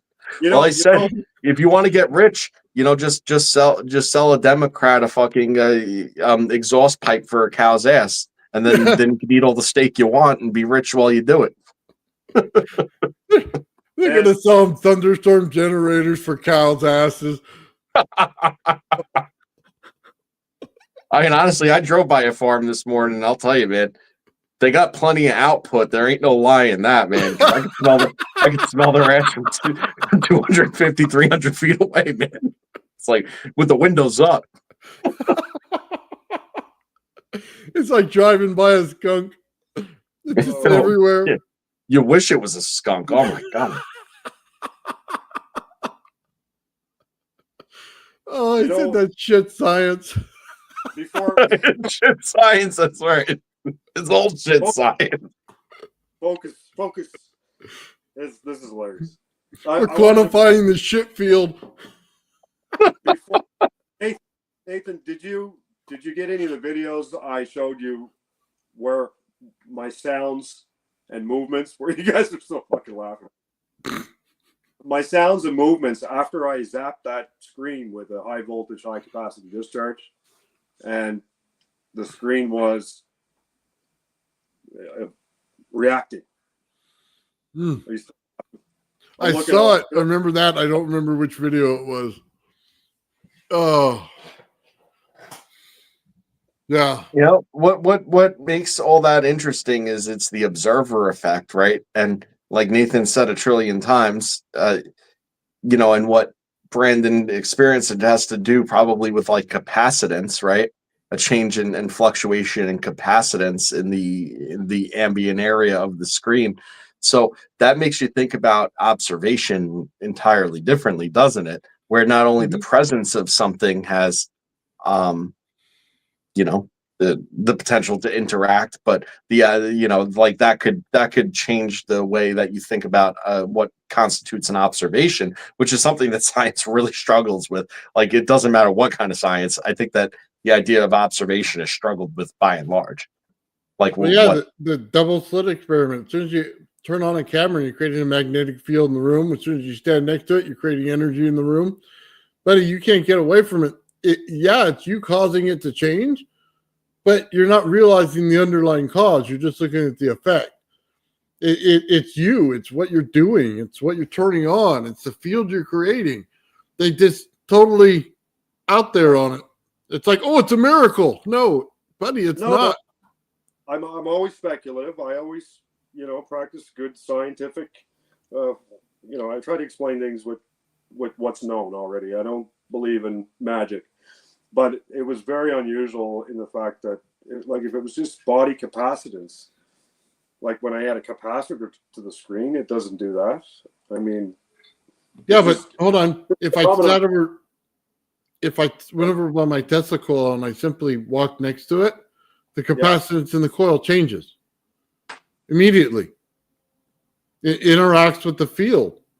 So it could be a grounding effect to your body. It could be your capacitance adding to that field. It's all relative if you understand, how those things work. But you would have to, be around this kind of stuff a lot to understand that that's what's going on. Yeah. So Yeah, it was just cool. It was cool to see. I could rub my hands. I could make a certain frequencies in particular would make the screen start sparkling everywhere. No power going to it. And Yeah. it was in a particular configuration through the vacuum of the screen, the positive, negative, and the aluminum plate, which was earth isolated ground, and then maybe a capacitor across one of them. But it would just keep going. It would just suck energy in and give it back as light. It was very, very interesting. would have been a lot more interesting had you explained that in the video. Because I got a video that looks like this TV's going absolutely nuts, and I'm trying to figure it out. I'm like, what the fuck is going on here? It's a clown house or something. I'm going, yeah, it's all over the place. I know. This is late at night, man. I'm like half asleep. I'm talking gibberish. If I try to talk to my camera, then I really start questioning my sanity. well, you should question your sanity. It's the middle of the night, and you're working with high voltage, and you don't know what's going on. I mean, yeah, I'd be a little worried myself. I got myself with a fucking microwave cap the other night. Stupid. I grabbed I grabbed the can, which is grounded. Don't ever do this. 3,000 volts going through it, and I grabbed the can and the positive and just fucking sent myself back on my ass. Hey, don't feel bad. I took a voltage multiplier and picked it up once and didn't realize and took the whole charge. Oh, that sucks. That's nothing to play with, though. Really, like it's fucking scary when it happens. I felt it right across, man. I was like, oh, that woke me up. I wasn't asleep anymore. Yeah, stupid. Very stupid. Yeah. You know. Well, it's in the name of science, right? And I thought I was the community idiot. I mean, you guys prove me wrong all the time with the shit you do and be like, yeah, man, risking life and limb just to, heat up to transmit electricity through a burrito. I'm going to tell you right now, that was the funnest experiment in the world, lighting up burritos. Okay. Yeah, I love that. I thought that one was great. Yeah, because how many times have you seen people do that? Usually they just cook the burrito and eat it. So I could have ate my lunch, or I could have cooked it with my Tesla coil. Did you taste it after you zapped it? Did I do what? Did you taste it after you zapped it? Yeah, it tastes fine. It didn't do Yeah, anything he had but to mess get all with the water. He had to get all the H benefits out of it that he put into it. No funny tastes, or No. Well, basically, it was grounding out everything, and then it was emitting pure frequency. So wow. it was making the burrito. Here's the trippy thing: the burrito was hot, but it was not hot. Like if you put the temperature sensor on it, the burrito was maybe 68 degrees, but if you touch it, it would burn your finger. The total high RF in it, right? And Wow. it was just awesome because it was a burrito. It wasn't a piece of metal or something. It was just a burrito, a frozen burrito for 99 cents. Was that a vacuum cleaner motor that you were using in your maybe 4 videos back? Yeah, it was a vacuum motor. So that thing is like an amp hog. Like energy from vacuum cleaner. Nathan, That's right. master. Cold energy is the new MSG. You just put it through your food and. Well, the thing with that experiment, man, is it just kind of sucked is I wasn't using any multipliers out of the system. And it got just to the simple, can I convert it and show people I convert it? And then they look at it and they go, well, you moved a motor for a few spins.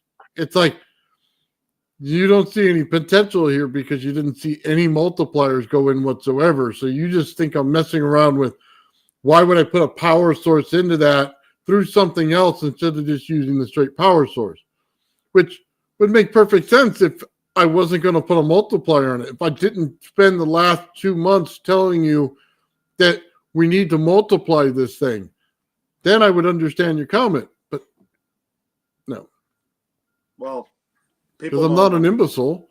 People don't understand either. You're studying the effects of it, and you're doing it at scale and using things that you have around you, which is what all the great engineers do, right? That's it, man. Now, use a fucking rock. Use a piece of quartz. I used, well, you don't see half of it. I used a blender the other night. I made an electrostatic generator. And You made a static generator out of the blender? Out of the blender, I put some styrofoam in. And I shocked myself, man. I'm like, bro, energy from the blender. Oh, He did sent you me get that I on was like, video? what are you doing? I was like, what are you doing? No, you got to get that on video, man. I got to see that. Okay. Just shocking the living daylights out of yourself with a blender, dude. I would go to the yard sales and pick up every blender I could then. Okay, let me tell you that. This builds on what Jarvis was working on, right? Like the electrostatics, triboelectrically charging different materials. So I'm like, I'm going to try this, Just start jamming stuff in the blender, styrofoam chunks and stove ashes and whatever, just to see the effects. You know how strange styrofoam acts when it's when it has that level of static charge to it too. It does all sorts of weird stuff. Like floating and clinging and zapping and like all sorts of weird stuff. Like doesn't act like a normal, just like little ball of, foam. Oh man. Just polymers. It's just repeating chains of carbons. Right? Yeah. I had one of those beanbag chairs that has like all the little styrofoam balls in it. Mhm. And I opened it up because it's got a zipper and you could actually put more in there because they kind of get compressed and whatnot over time. I And used to yeah, so like I opened the chair up to see, like, I figured it was like in a contained bag within it. And when I opened it up, I was horrified to find that it wasn't. And then I did the dumbest possible thing I could possibly do, which was stick my arm into it to see if I could shove some of the bean bags in there. I took my arm out. My entire arm was covered in styrofoam. Couldn't get it off to save my existence. I'm sitting there touching door handles like, come on, and try to get them to, and they wouldn't stop. I'm brushing them off of myself. Then I vacuumed them up. That compounded the issue entirely because all that extra friction with it just it was already statically charged. Now it's all stuck in the hose and shit. I can't get it out of the hose to save my life. I'm like, this is awful. I wish this shit was covered in glue. Like the poor kitty with all the stuff stuck to it. The poor cat bean. And he's got a bunch of styrofoam just clung. I'm picturing Joe like that, like just styrofoam. It was my entire arm, and then like some of it that I got off was on the floor, but then I stepped on it, and then it was stuck to my foot. It was a mess. So, back in the day, you take some old hairspray or something with some sticky glue for aerosol. You put it on a big stick and walk over there and clean it all up. Hey, that's smart. Yeah. Start playing with that crap. It's all over the place. Those little peanut things that they put in your shipping thing. Oh yeah, run your static electricity experiment with that, and it'll look like a popcorn machine's going off in your garage. Love it. You try different things, right? Like again back to what you have and what you can. Like I got so much junk here, man. I don't care if I fry it. If you pick this stuff up, let's say at a, I don't know if your town or anyone in the chat, if they do like heavy pickup, you can find plasma TVs, you can find projection TVs. Appliances are awesome to tinker with. You got connectors, you got wire, you got loads of stuff. Just endless. Right? And the hobby doesn't have to cost you a lot of money.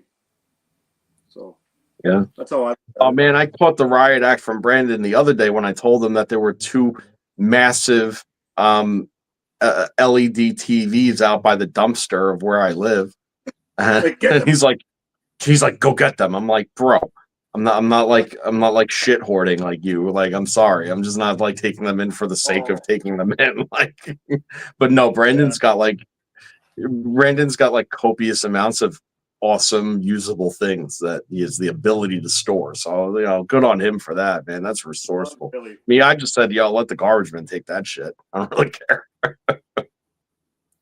You know what? I might just do that. I'll take one of them TVs and I'll run some different energy through it and see what happens. They got to do something. You know what I mean? They're just sitting out there collecting dust. I might as well do something with them. You mean to tell me you haven't zapped your plasma TVs yet? No. Oh, dude. Oh, all the tube TVs get zapped. That's the first thing they get. Is they immediately get different voltages. I'm shoving stuff in the back of the hole, man, creating big balls of energy in there, trying to see what it looks like on the screen. I use the on and off switch from the remote to turn it on. Oh, dude, it's beautiful. Okay, so what I'm interested, and I've said this before, is like with Brandon's experiments, in what flashes. I'm wondering if there's like pattern sequences that are repeating or something that's able to, like kind of being put into some kind of context other than it just being simply random as to what's illuminating when it does. 100%. It's really frequency dependent, what kind of voltage you put in there and what kind of environment. If there's any interference or any if I play a tone from my sound system, I can tell when it gets close to resonance. And when it resonates, there's no power going to this plasma TV, but it starts flickering and flashing like crazy. They're usually multiples of like the key of G. Like you'll get it at 11 hertz, 12. I could be wrong on these numbers. Don't quote me on this, but 46, 47 hertz, double that. You know, you get around 100 hertz, it starts really going nuts. I don't really fully understand why. I have an idea, but it's the same when I play drums. I have to have them tuned to a certain frequency, and I have a I know preference. why. Nathan, know you why. probably know why. Well, because if you set your frequency of your transformer to the frequency of your oh man, I'm losing words like crazy right now. It's your tuning fork, okay? And you Right. smack your tuning fork, it'll actually make energy in your transformer. Sorry, What? total brain Really? fart there. Yeah, that's why. Because you could turn on the transformer inside your TV by hitting the right frequency. Hmm. Simple as that. That's cool. That makes sense too. So that it changes energy for you, right? Let me interject. There's no this screen. I don't know if you can see it behind me there, back there. There's no well, I do have a transformer hooked up while I'm doing the experiments, but then I disconnect it. So I'll zap it and then see what it does, see what it gives back. And because of the earth ground, like there's only a certain configuration that this works. I'll put a capacitance to ground, to isolated earth ground, similar to Tesla's, I don't know what he called it. He patented transformer, capacitor to ground, and you get energy back. You really do. It's wild. And it keeps going. If you get it right, it'll keep going and making light. Like you said, Nathan, that's probably happening. I just wanted to clarify that the TV it's just the screen, and I hook up different things to it. Yeah, I have a video of it. I'm trying to You look gotta to see if I have it. Right where you just take a transformer with a tuning fork and turn it on. That's wicked. So it take me a few minutes, guys. You start putting these things together, and you realize that sound, like everything's connected in our atmosphere. All energy is, it's related in some way. Pretty wild. Yeah, it's all got the same root cause, which is frequency. That's Frequency, velocity, Mhm. I would think plays a role, and resistance, capacitance, whatever. Yeah, but the velocity also has directly what to do with medium. And so realistically is that that's just a variable is all it is. Like at its root form, it's just frequency. Right. Pretty wild. I learned a lot in that TV. And watching you guys, like I said, this channel, man, it's awesome. I love it. I promote it any chance I get. I'm commenting on other people's. Go to Old Man Builds. Yeah, nah, man, you're definitely our number one fanboy, bro. I'm a fanboy. All right, I'll admit it. But you're not anymore. Now you're famous. I don't want to be famous. Now you're famous. God, this thing is like far down here. Thanks, Joe. I'm famous, I guess. Man, and the chat people, again, I learned so much just reading comments. It's just my mind just, I get overwhelmed with information. I'm like, holy fuck. It's just explosions in my head. I know it's hard to keep, like, I'm going to tell you from this side of the camera, and being in the chat too, it's super overwhelming sometimes to like be engaged in the discussion, and have to talk and think about like where you're going with it. And then also like then bringing in the input of the chat too. It becomes like, like a big thing. It really does. It would take practice. A lot. Now A lot. see while I'm carroting and trolling you while you're live and I'm in the chat and like, listen to me, fucker. Yeah, I know you're truly a keyboard warrior. You're the world's biggest fucking devil advocate, man. You're like the biggest naysaying little nanny boy I've ever met in my life. You guys are I love bad. you though. You're a good Devil's guy. Oh man, I don't know what this video is. You hit like on the videos and then you go to try to go back through them to find them. It's a total disaster. Play some plasma screen, man. Some sparkles. There was a few that I edited and sent you, but I mean, you'd have to sift through a pile of crap, I suppose.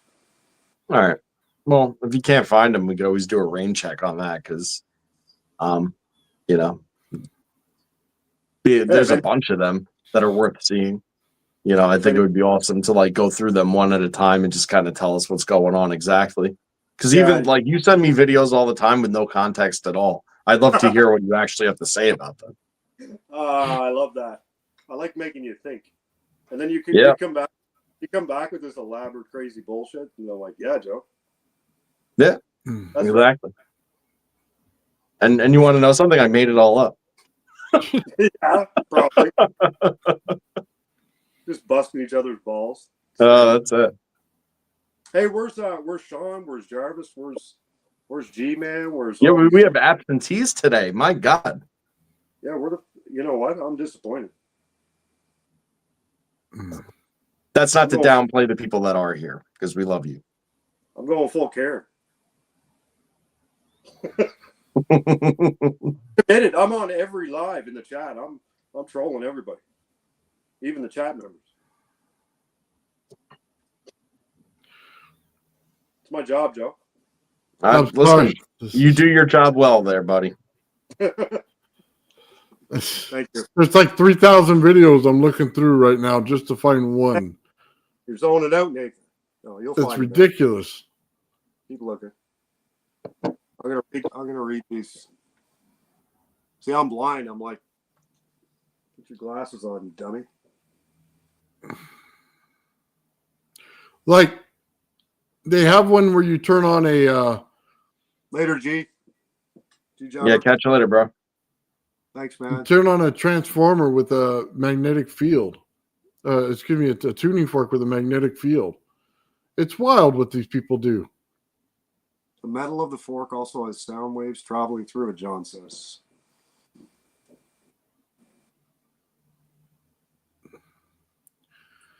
Sorry, yes, it guys. does. Gerald, Taking me forever. Well, you got to remember that vibratory oscillation in a solid medium travels much faster than when it actually enters the surrounding ambient environment. So, it's that differential. That's like to do with the sound and the tuning of it and how it's ultimately transmitted sympathetically to anything in resonance with it in the surrounding area. Well, if you have listened to live music or play live music, when John hit it on the head. Sorry. When people are in harmony, or even when two instruments are harmonizing one another, there's definitely something happening magical, man, because it gives me chills. I'm particularly sensitive to sound as a musician.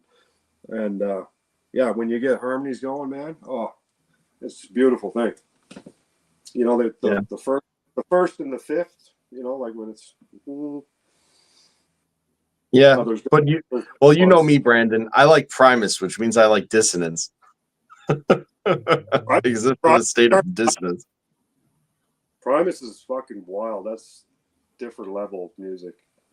I like them though. They're really good. Yeah. Primus sucks. What? Primus sucks. You just said you like Primus. Yeah, but that doesn't mean that they don't suck, bro. Wow. Come on. Les Claypool? Oh, man. He's got listen, if you know, you know. Everybody knows that Primus sucks. What?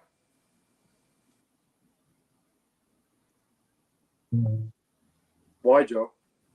Why does Primus suck? Because I mean they're just dissonant. they break every rule of music, and that's what makes them great. Right. Well, no, but if you really listen to it, there's a lot happening there. Oh, Particularly- I agree.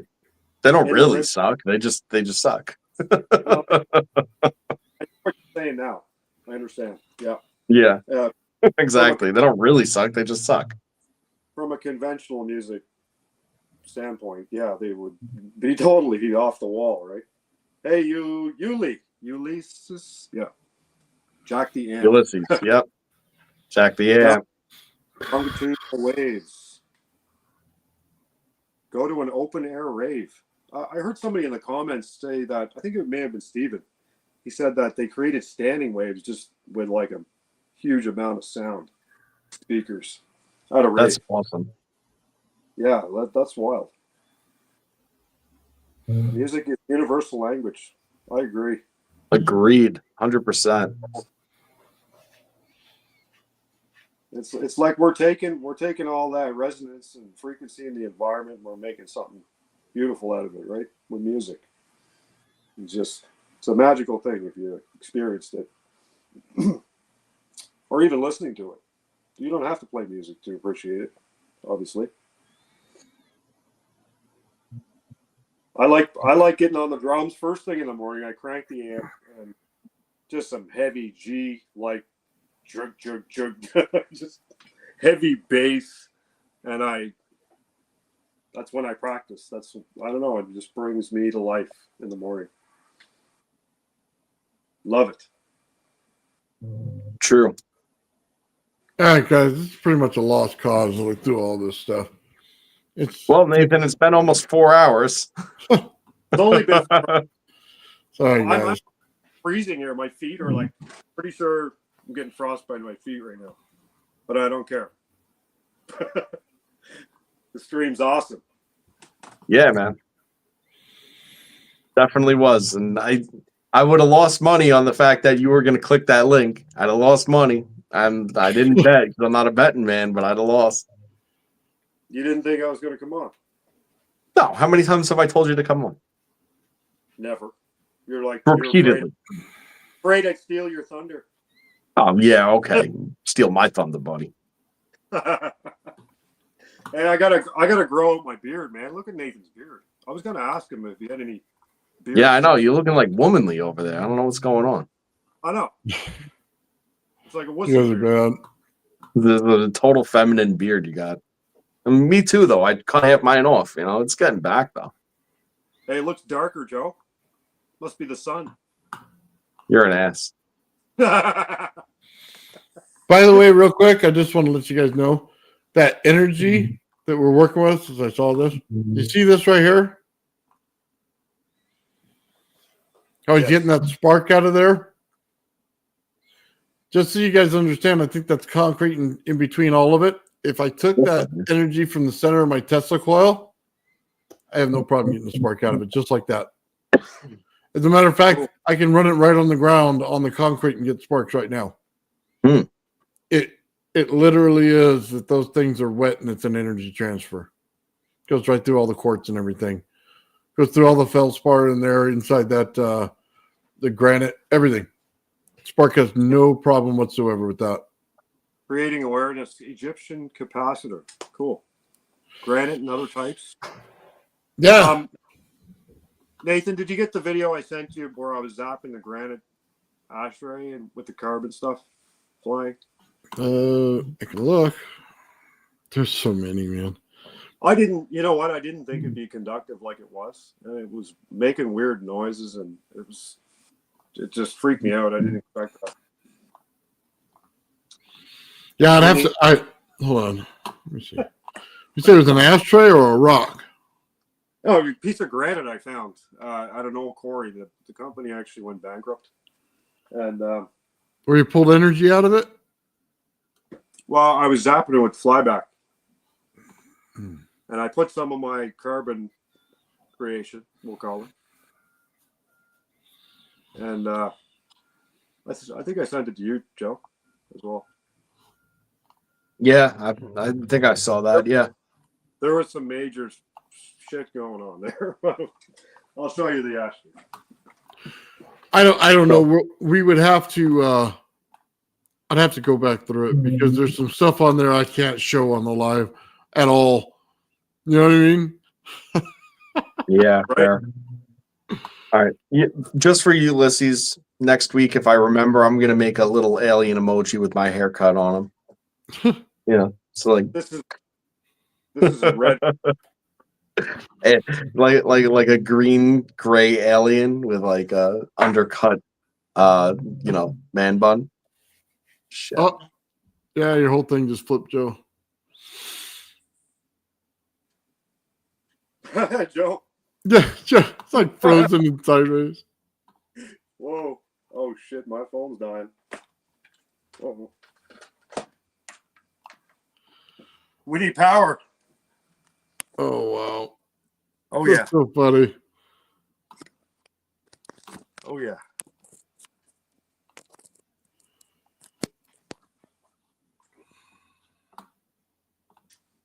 Oh, we got Stefan. We got some members who. It said look up Sonic Energy. Hold on real quick. Nathan, I found it. Look up Sonic. Okay. Yeah, I'm looking it up right now. Cool. Granite piezo. So far, I think granite would act like it would have piezo electricity depending on what you do to it. so I don't have the right stuff in front of me. I can tell you that. I got a bunch of people doing weird stuff. Yeah. Most granites are high in quartz. Yes, 8. Absolutely.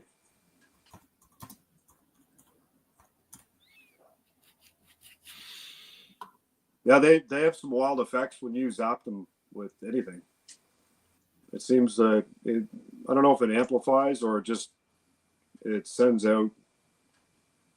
I don't know. It distributes the voltage weird throughout the air. Just from my observation, I don't know how you could scientifically explain that. I'm sure someone could. Yeah, look, I'm not finding it. All right. No, I'll just pull it up one day. I think Joe left. I think he's done. Yeah, John. There he is. Joe, Yeah, my phone died. You were sideways again. Fuck.